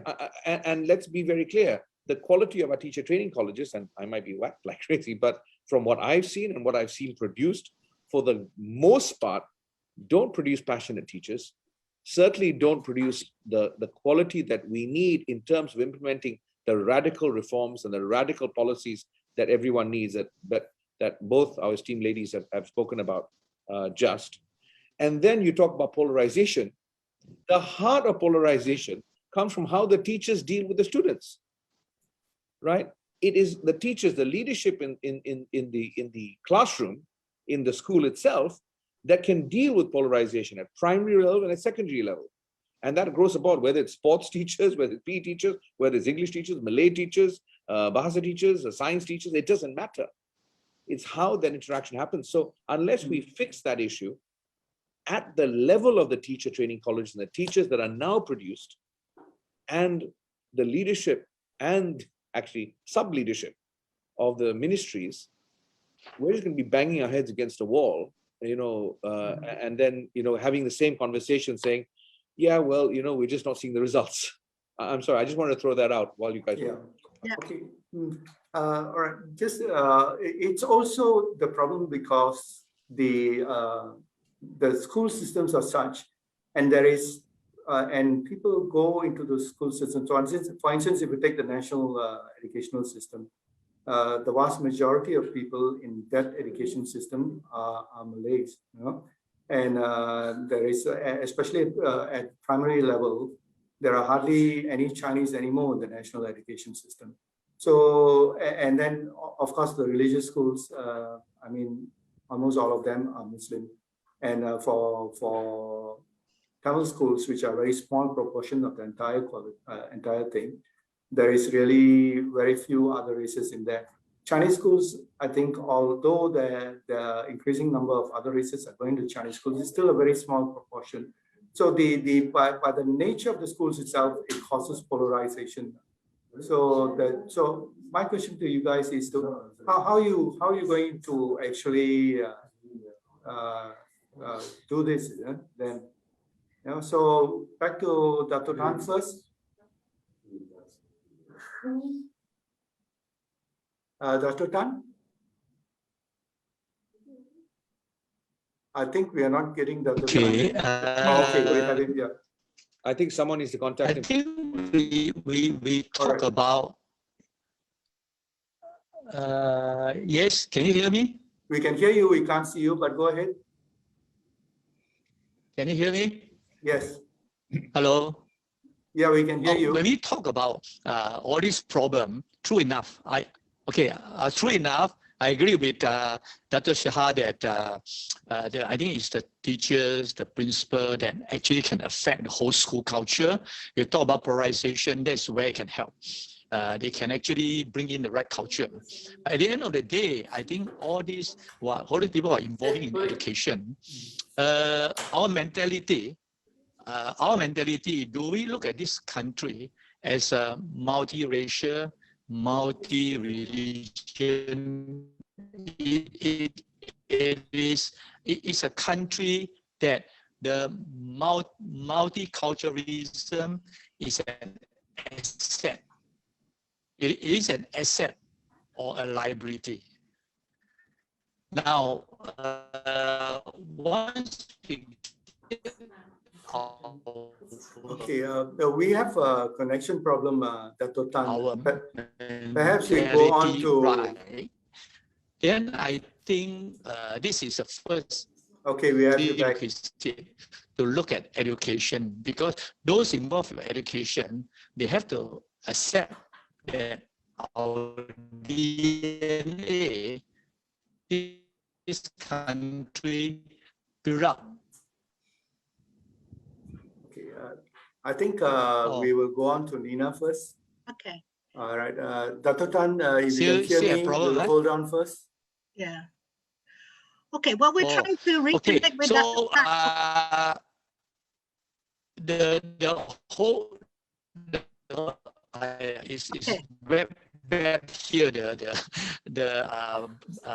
Anyway, so to me, it's a multiracial country, multi-religion. Mm-hmm. Okay. All right. Sorry about that, Dr. Tan. Your connection, I think, is bad. But let's go on to Nina. We'll come back to you later, hopefully. Okay, so, this is the central question, right? We can't turn back time. It is what it is. We maybe missed an opportunity. We can go back 50 years, whatever, but we can't. We are where we are. So we can only address the situation as is. And clearly, the only way to regain the confidence of people is to make national schools the schools of choice, right? If you made national schools the schools of choice, you wouldn't have, people would opt. Maybe they might have, they might do primary school in Chinese so that they can get the Mandarin up to speed, okay? But then you wouldn't have this economic polarization that we also have now, yeah? Because those who can afford it have left the system. So really, it goes back to that central question. Does the MOE, do we have the political will that Syed and everyone has talked about to make the change? Because it isn't rocket science. As Azima says, a lot of the reports, we've done reports and recommendations upon recommendations till it's coming out of our ears, right? The solutions are there. Look within the system. I'm not saying that the Trust School program is the only solution, the panacea that's going to cure everything, but look at the solutions that are already there, that are tried and tested and proven and work, right?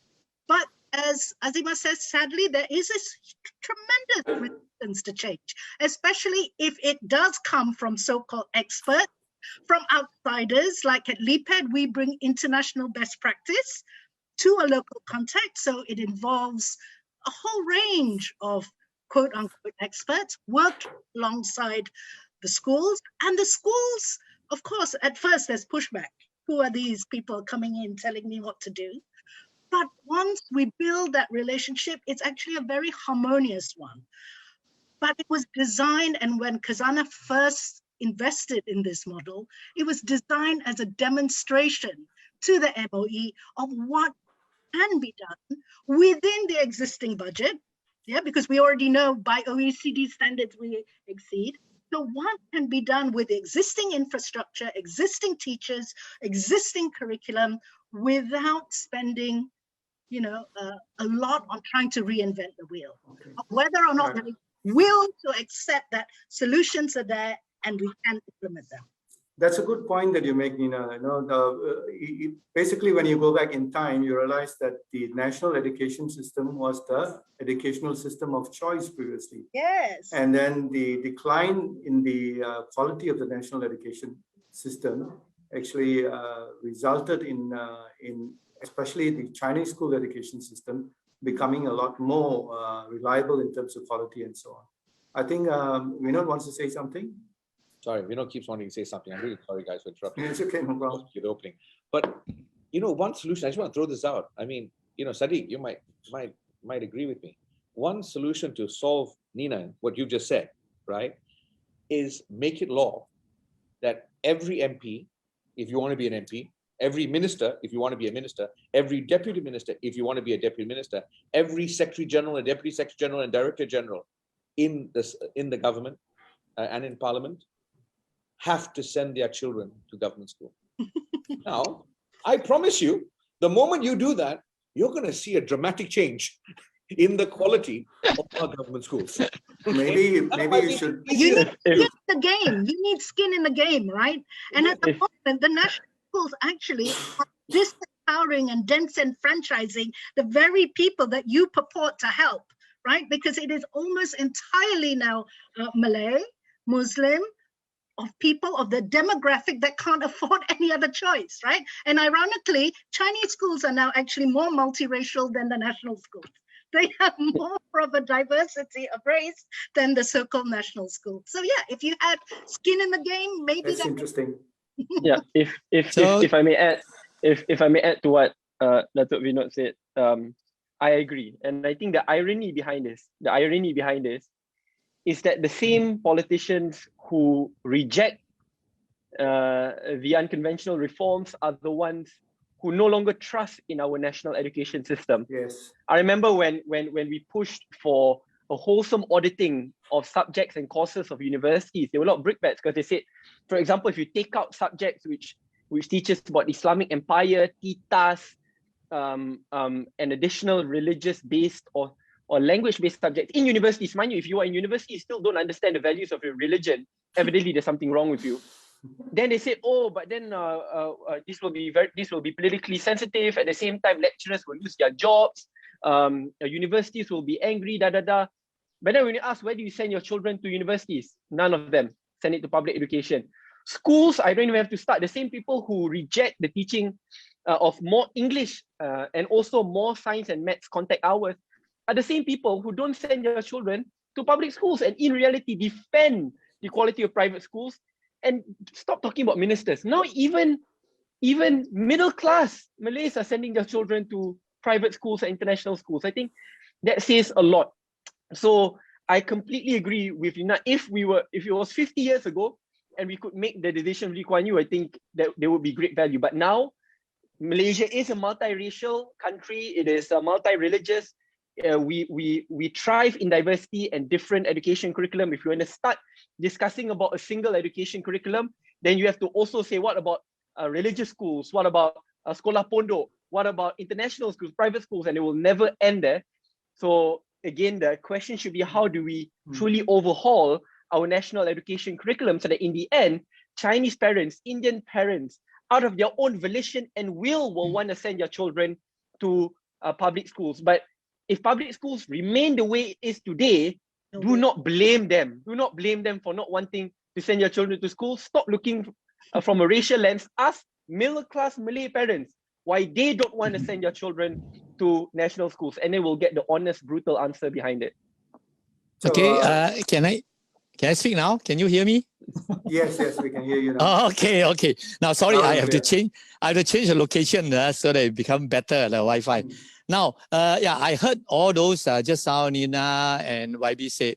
I actually agree that a lot of people are looking at education, whether there's a polarization at the moment, which is clear.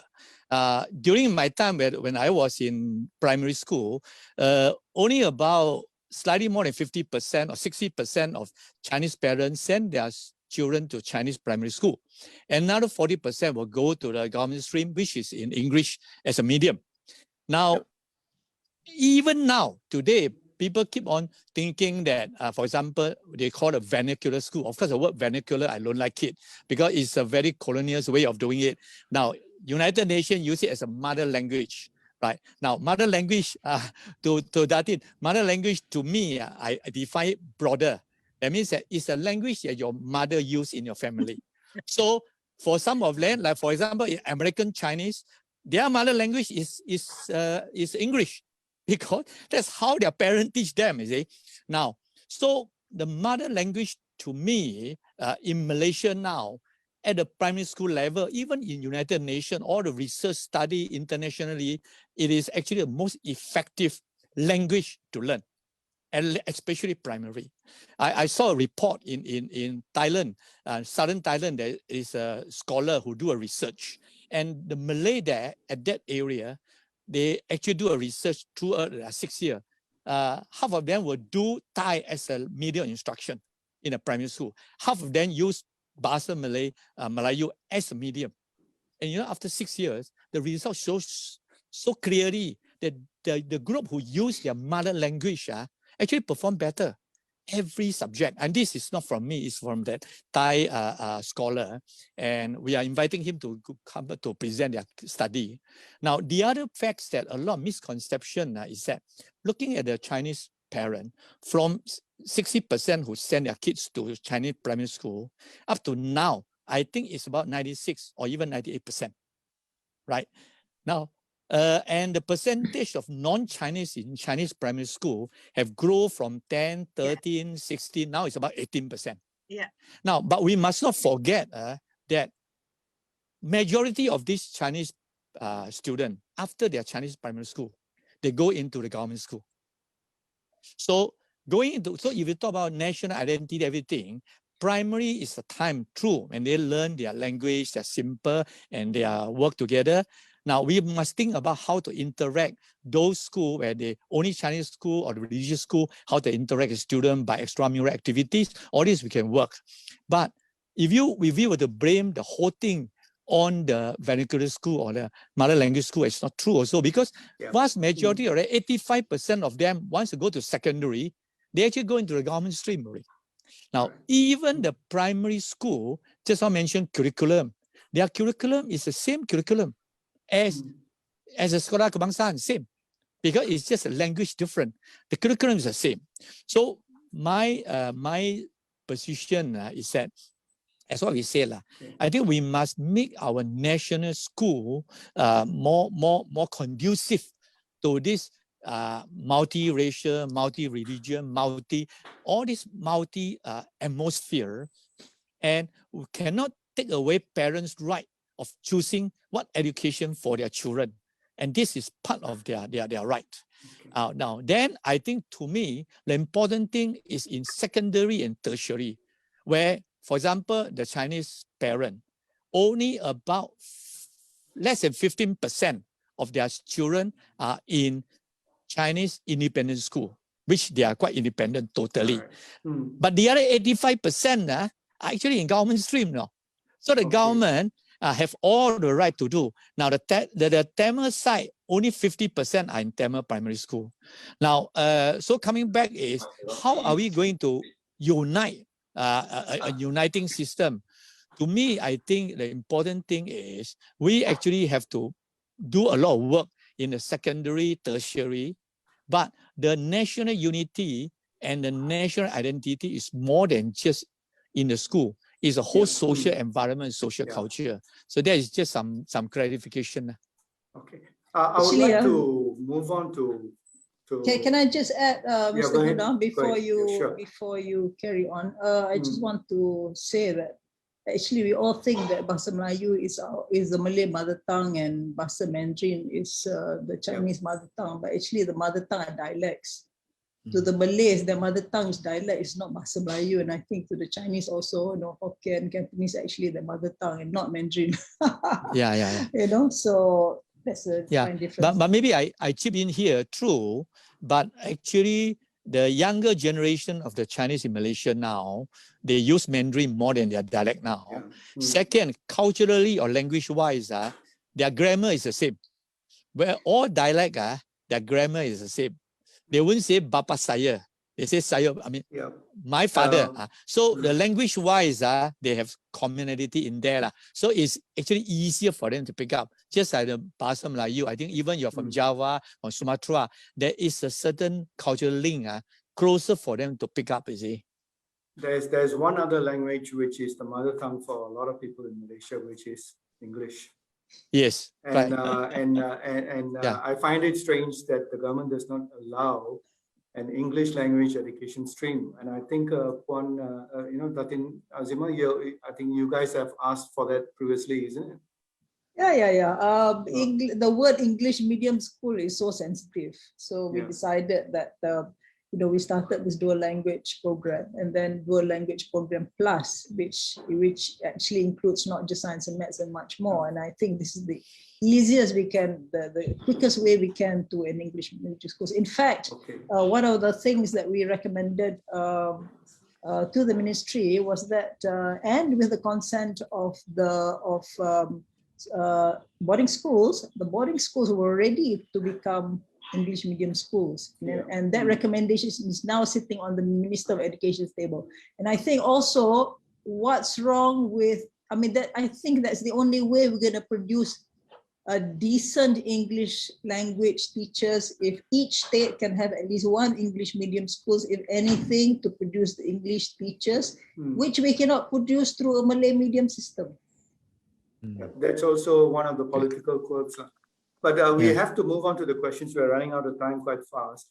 So the first question, this is from Dr. Muhammad Mohan to Said Sadiq. Corruption is a major issue in Malaysia, and Transparency International Global Corruption Barometer 2020 indicated that Malaysians perceived politicians as the most corrupted institution in the country. In your view, YB, why are politicians who are reasonably well educated continue to be involved in bribery and corruption? Also, if you become PM, how do you intend to eradicate corruption among politicians? I just need to say here that Dr. Muhammad Moman heads Transparency International in the Malaysian chapter of it. Said, over to you. Thank you. I always believe that corruption in Malaysia will never stop just because there's a change in personalities. It's always about building strong democratic institutions which will supersede personalities. And I believe that requires an overhaul of our existing institutions. What does that mean?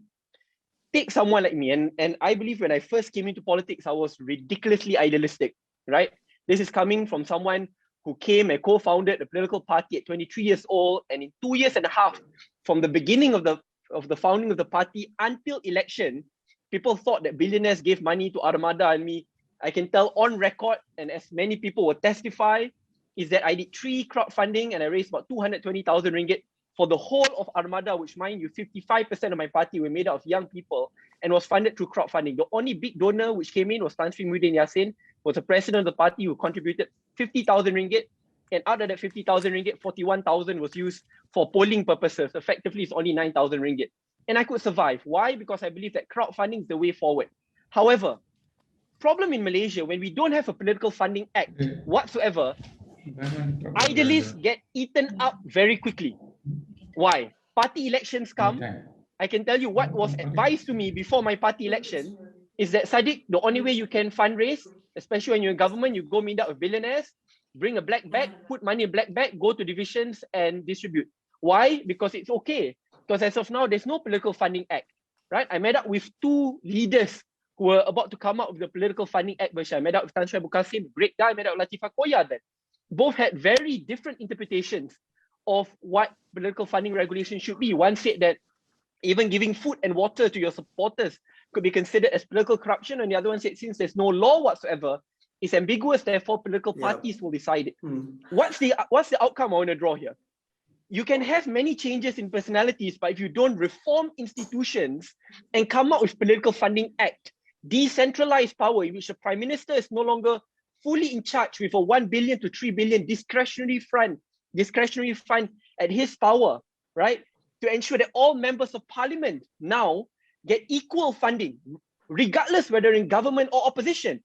I mean, you ask why party hopping happens. I mean, when you're in opposition, immediately you lose all sources of funding. Then in the end, you have to service your constituencies, especially if you're in Sabah and Sarawak, where the underprivileged communities are much larger, then incentivizes people to jump. So what's the outcome I want to draw here? The outcome I want to draw here is that as long as you don't build strong democratic institutions which acts as a check and balance, a change in government, a change in leader, you can get the cleanest leader in the world, but if the same system, that leader who doesn't play the game will die out, right? Thanks, Sarik, for that. But I think maybe we should be getting back to the topic of education. Yeah. Because the question which was asked was about that. Which I also believe to link it to education as well. As I mentioned just, why do people love so much education ministry? To be honest, if you are a leader who doesn't believe in patronage politics, I mean, what's the difference about becoming the Minister of Youth and Sports and Minister of Education when it comes to budget? Because in the end, it's not like you will take the budget. But what do people see? And I can tell you, because I mean, I was in government, I'm in opposition, I hear these discussions all the time. Oh, under Ministry of Education, the budget to run school canteens alone is like 10 times bigger than like the sports budget overall, right? And back then, it's through direct nego or limited tender, and it's even distributed to respective divisions or political divisions. What can I say from my ministry, where I took so much brickbats, right? And I'm talking about education ministry where it's 100, God knows, I mean, it's like 60 times bigger than youth and sports. Youth and sports, when I came in, PLKN was placed under me, BTN was placed under me. Back then, in total, per annum spending of BTN and PLKN is 700 million ringgit a year. It is ridiculous. I don't understand how it could take up so much money. And when I came in, I said, no, we need to reform BTN, abolish it. It's a waste of money. Why do we have this political racial indoctrination unit under us? And for PLKN, why are all the tenders done through direct nego? And in the end, to an extent, for example, for each PLKN, there's like the tender for food, tender for clothing, tender for every single thing, and it will be decided by a political operator who's linked to UMNO, right? So why do we, no, the reason, very briefly, I want to explain this, because it exists in all ministries, and it's particularly big in education ministry because that's the largest so-called patronage block which exists. That's the biggest ministry. So, as long as you don't reform that process, so I keep on talking about, because in the end, politicians, I have to do this. If not, my party will not have funding. You know, I have to do this. But how do you equalize the playing field? Political Funding Act, make funding transparent. If it must be state-sponsored, state-sponsored. It depends whether you want to follow the German model or US model where it's transparency, but in the end, it can come from businessmen as well. Question is, you just need a transparent system so that the electorate can hold us to account. So I think linking it to education, that's the so-called largest gravy train. If you don't reform it, it becomes tough. I just want to share one small example, but this where I experienced myself that even as the youth and sports ministry, but being a part of a political party then, which was part of government, there were many people who lobbied, whether it's through youth and sports, which is PLKN and BTN, or whether it's through education ministry to talk to the Prime Minister, then to talk to the Minister of Education, to say, extend this contract, do this. If we do this, then you'll get this amount of money for your political party. It always starts that way. Okay. But if we don't reform it, I mean, we will not go anywhere because in the end, decisions will be driven by populism. This was the point that you were making earlier about how the education ministry gets a lot of allocations. So the problem of corruption has become so acute. I agree with you that the way we deal, it's not that we don't have the money. We have the money, but it's not properly allocated, and this is a big problem in the education ministry as well, because although the underlying problem seems to be that politicians twist this thing to make money for themselves and actually ignore the plight of the people. So the politicians don't seem to be interested in the welfare of its constituents. So that there should be no reason, for instance, that we shouldn't increase the quality of education. But this seems to be the case partly because of corruption itself. But going on to the other questions, all right, from David Das, you emphasize the importance of English proficiency. How do we achieve that? Is bilingual education the answer? Will this be politically acceptable? I mean, just to add to this, I think that there has been a considerable decline in English.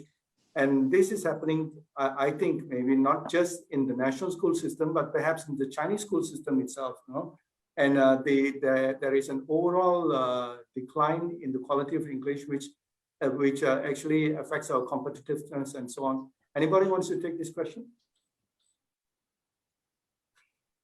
Okay, then again, I think the answer is English medium schools. And since it is so sensitive, let's restrict the reintroduction of English medium schools to produce English language teachers only. And if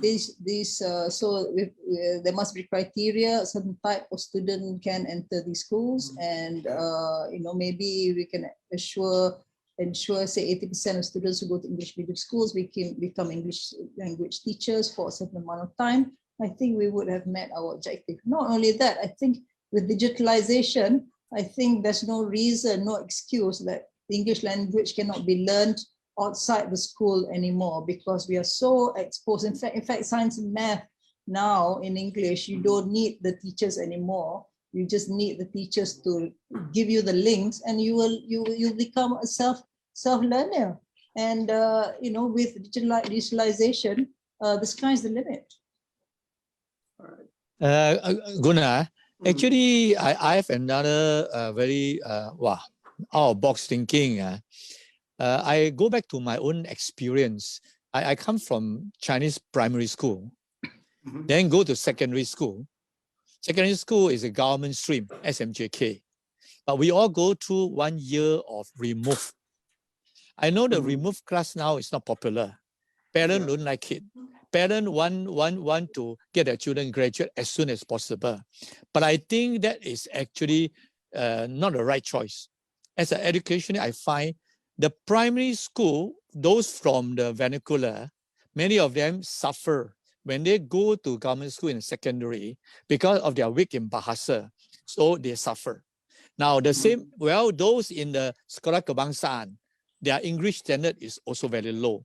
So maybe the ministry should think about this 1 extra year of so-called a preparatory class where either they strengthen their English or strengthen their Bahasa and to make sure that they are better prepared to go to secondary.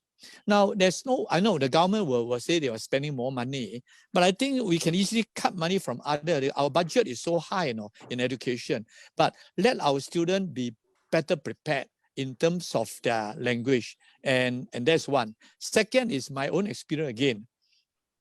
During the time in our remove class, the best teachers are actually placed in remove class, including all those English teachers. And many of them are actually graduate from Kirby College. You can see they are so devoted to teaching. And many like my school from Kwangwa's Independent, SMJK, all my classmates now, who cannot speak English, they do their business, they talk, and some of them don't even talk Mandarin anymore. They just totally use English. And I think that year of remove class helped us a lot.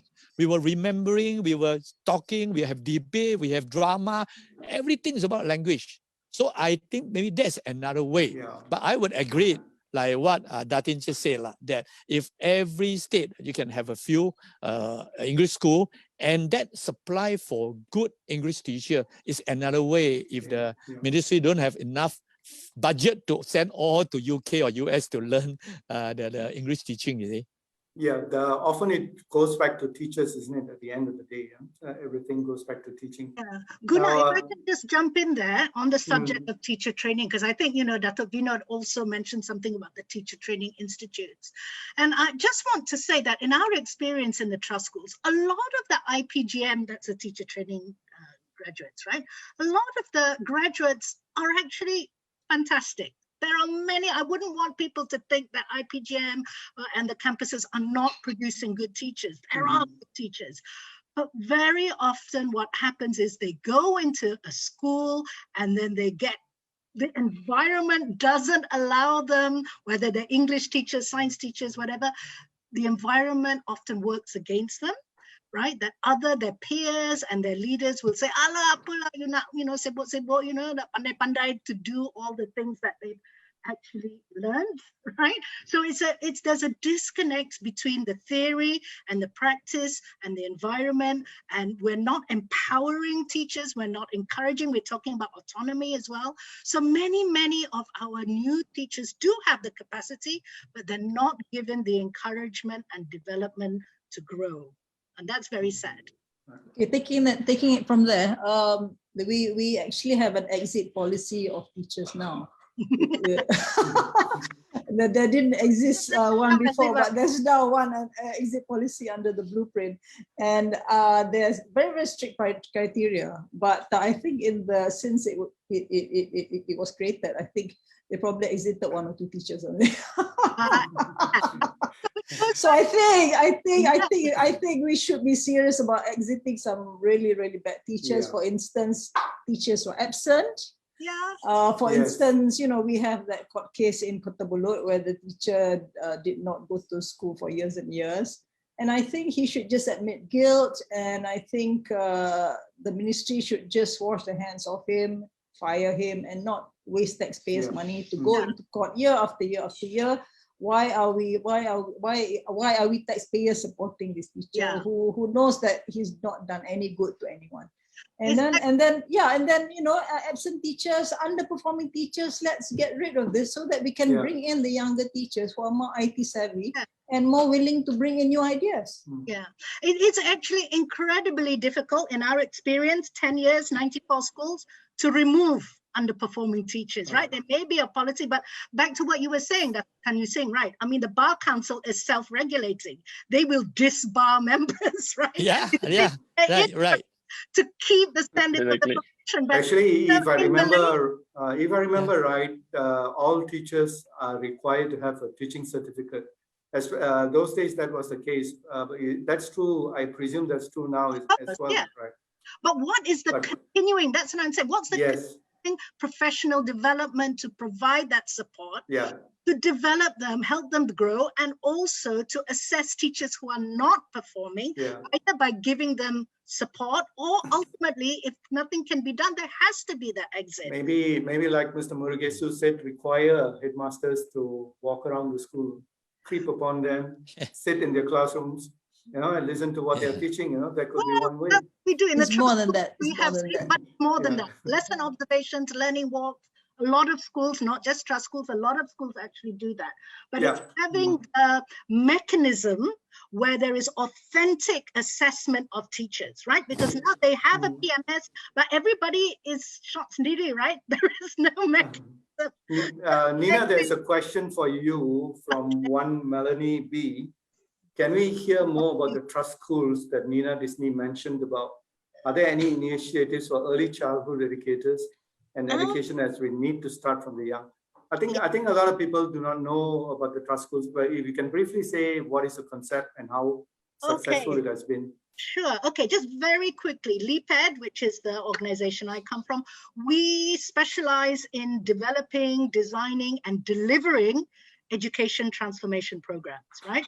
So our flagship program is this thing called the Trust School program, Trust Schools, which is offered as a public-private partnership with the Ministry of Education and a foundation called Yayasan Amir. So as I said earlier, the cost of that, there's not a single penny paid by the MOE. They just give us the access to the school to implement the program. And what the program involves, as I said, is an international best practice. We are station-based in the school for 3 years, day in, day out. So we are work alongside the school leaders, the teachers, students, parents, community, JPN, PPD, you name it. So it's a very holistic approach, right? So that's what the Trust School is. We go in, we take the school as we find it. As I said, we don't change the syllabus, whatever, but we just help and support schools to become better versions of themselves. We have a take-off value, so we do a very rigorous and robust baselining exercise to see where they are, and then we work with that school over 3 years to reach their KPI. So it's a mix of like corporate kind of methodology, right? And then at the end of the 3 years, we work to ensure that people are not dependent on us, right? Unlike a lot of consultants where they have that inbuilt dependency, our aim is actually to be able to step back and for the system to continue. So that's it. So we have all types of schools. It can be a preschool, it can be an Orang Asli school, rural, urban. We have high performing schools. MCKK and TKC are also trust schools, by the way, because we just wanted to prove the concept to MOE that our model can work in any context, any school. Okay. All right, we have reached the last 15 minutes of our discussion. Let me use this for some feedback from the speakers. With reference to the education system, can each of you identify 2 key problems and suggest solutions for them? We'll start with Mr. Murugesu. 2 key problems and suggestions for solutions. I think one has already been discussed, that is use of English as a group in our schools, strengthening the capacity, because English is a global language now. 1 in 4 of the world's population speak English. About 375 million people use it as a first language, and it has an official status in about 75 countries with 2 billion people. And I think English used as the main international language in business, communications, information technology, education, journalism, and I can go on in so many other areas. 80% of the information is stored in world computers, and 85% internet homepages are in English. So technology, information technology, English is the first language, and 60% of web users make use of it. So I think we would be falling behind international standards if we want to prepare ourselves for the world of tomorrow. I think we have to buck up and put in more effort in teaching English, and perhaps even make it compulsory in our schools. Thank you. Dr. Tan? Yeah, two main problem. First one, I think we all have talked about is a quality. Now the quality will mean that let's leave out the religious and political factors in education arena. Leave the education issue to educationalists.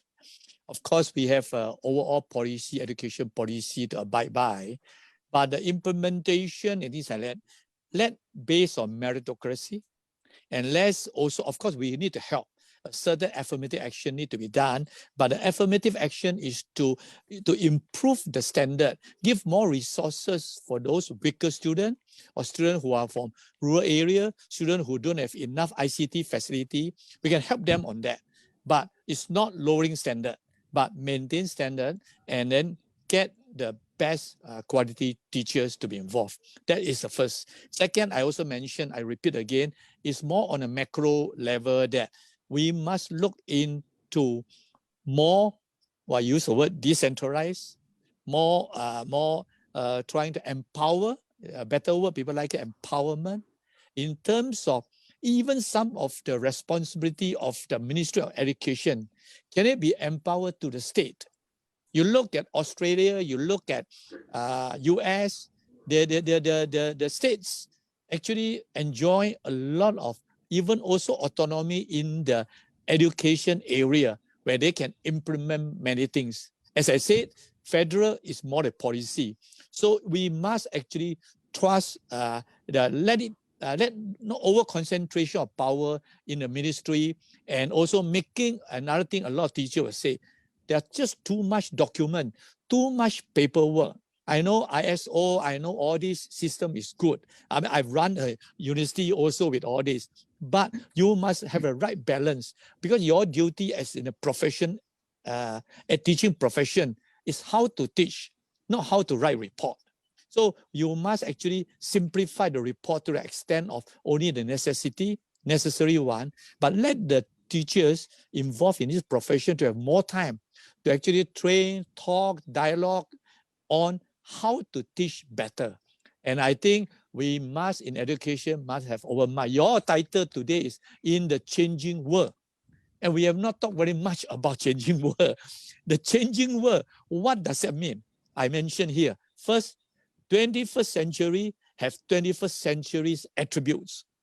And they are different from 20th century, from 19th century. They're different from my time. So teaching profession now must know that in the 21st century, the technological savvy, the ability to use ICT, and whether you are liberal arts student, you are humanities student, you need ICT also, first. Second, be able to tackle uncertainty. That means that the 21st century, there are more changes are faster, and also a lot of uncertainty. So our students must be trained to be able to take uncertainty, to have a certain risk, to understand the innovative important. And finally, 21st century, everything talk about teamwork. Jack Ma knows so little about computer. He's an English teacher. And now he runs such a big operation in IT. If you ask him IT, I don't think he's very familiar with IT. So the issue is not just the knowledge, but it's other soft skill, teamwork. And I think our students now must learn how to compete with yourself, how to compete, how to look at your own improvement, not just compete with others. In fact, you have to work with others together as a team. So our education system have to look into that as well. Yeah, thank you.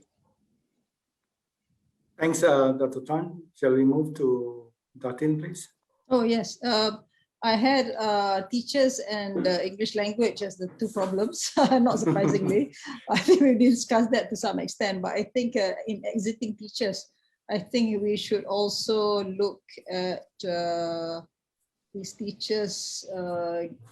We've got the Big School, a Safer Place campaign, the Tiada Guru campaign, and Safe Schools Malaysia campaign. I think the ministry should look at how we can bring professionalism into the teaching profession. And MPPK came up with a brilliant recommendation on teacher professionalism last year, and I think that the Education Ministry should seriously look at it if they really want to raise the quality of teachers that we have already. And for teachers who cannot be saved, let's consider some kind of a VSS, because the longer they are in the system, the more damage it will be to the children.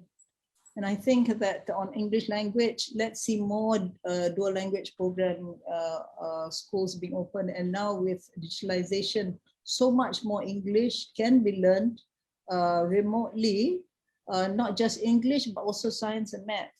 And even now during COVID, you notice that a lot of literature is being on COVID, is being written on English. You get very little in Malay. And our scientists who are now coming up with our own vaccines, not just one, but 2 vaccines, everything is being discussed in the English language. So imagine the importance and how crucial the English language can be in science. And we should be looking at, being innovative in science, which was the idea in the first place when Science and Maths English was came into when it was introduced in 2003, and we've lost so much time and so much opportunity to build up our scientific knowledge. Thank you. Can I just jump in for a few seconds? Sure. Yeah, I want to go back to the question of English and other languages. I think children can pick up many languages. I know this because during the Japanese occupation, we had to go to Japanese school for 2 years. Then we had to study Hindi because Subhash Chandra Bose wanted to conquer Malaysia and so on. So I think it's important that we start bilingual form of education, even trilingual early in the primary schools, so that our children can pick it up. And you'll be amazed. The only danger about picking up a lot of languages is that if you don't practice it, you will forget it. I have trouble now even reading Tamil now because I have not been using it for a long time. So although I went to a Tamil school when I was at 5, and he used to read the Bharatam and Ramayanam and all. Thank you. Okay, right. Nina? Okay, I have 2 S's. My first S is the system. Yes, if only we could find a way to rally the MOE, and I know it's this huge monolith, right? 400,000 teachers, huge ministry, but if we need to rally somehow the MOE machinery so that they can connect the dots strategically, right? At the moment, there's just too much kind of myopic turf battles going on, and they don't seem to be working together to a common recipe. Right? So it really requires that system change, that mindset to be able to work together amongst themselves and to work collaboratively with, strategic partners and external people, whoever it is, who have the right intent. Yeah. The second S is students. Let's just not forget, let's bring it back to students. Everything that we do, any reform that we make has to have students at the center. And this is sometimes, when we work in the trust schools, it's lost. When we work with the ministry, that seems to have been lost. Education is about, what did they say? I think it was Yeats who said, it's not about the filling of the pail, it's the lighting of a fire.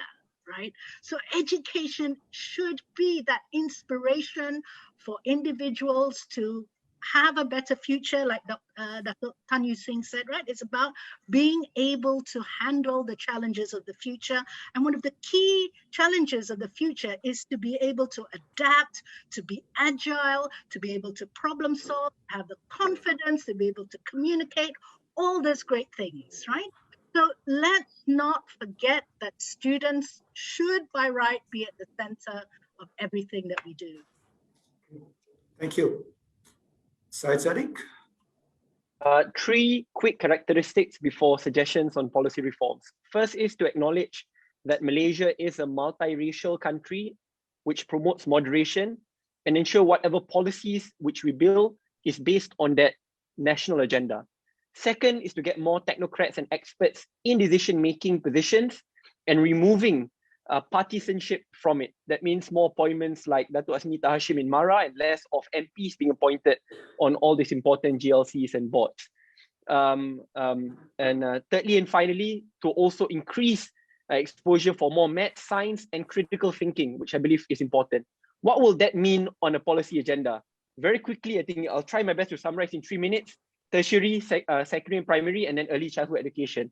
Tertiary education, it means removing all the unnecessary mandated courses, whether it's titas, kawat kaki, memasak, all these kind of things. You want to make it elective, sure, no longer mandatory. That means instead of taking 4 to 5 years to graduate, Now a university student will only need 3 years. The additional 1 to 2 years can be allocated for internships, can be allocated for the student to work and to pay back the student debt and gain as much experience as possible to climb up the corporate and socioeconomic ladder. The money saved for the additional 1 to 2 years of education can be used in many, many other ways. Yes, it may be unpopular at first, but we must do it. And I think that will be good for Malaysia. In terms of, it means removing unnecessary government subsidy towards bad loans. For example, subsidizing private education, which inherently creates unemployable graduates.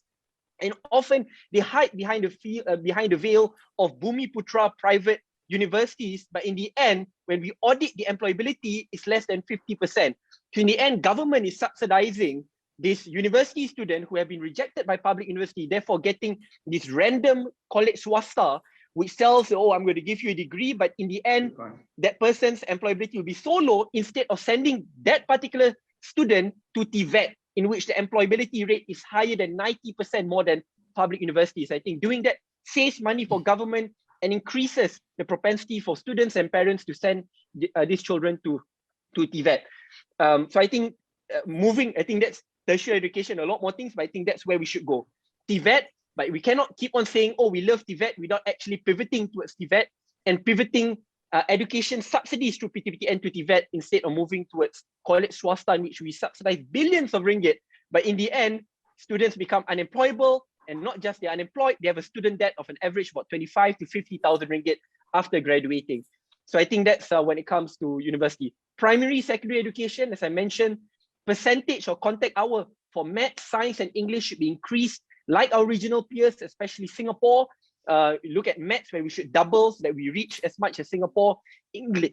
English and science as well. What does that mean in policy? It means making tough decisions to cut back on subjects where maybe ridiculously popular, but when it comes towards employability, when it comes towards learning, I think it can take a backseat, get parents or tuition classes further on if they want to take it as a matter of elective, but don't force them to do so. When it comes to early childhood education, I think this is where we need to ramp things up a lot more. I think when we talk about unity, multiracialism, critical thinking, moderation, I think that's where we can really get our children in to learn with one another, to teach the spirit of unity, where multiracialism is in at a very young age, where they play with one another instead of, early on already needing to learn the intricacy of math, science, etc. Early childhood education plays a very important role. It's interesting to look how Singapore, while late, reformed when it comes to early childhood education in the late 1990s. There's a very interesting study about it, but I think it's where we should look at. Overall, I think when we tie it back to these 3 characteristics and policy reforms behind it, and leaving experts to lead the way, I'm just looking at the broad areas where it should be reformed. I think Malaysia can be turbocharged even ahead than our regional peers. Thank you. Thank you, Sai. Vinod, would you like to say something? Yes, thank you. What a wonderful session. I'll just answer your question.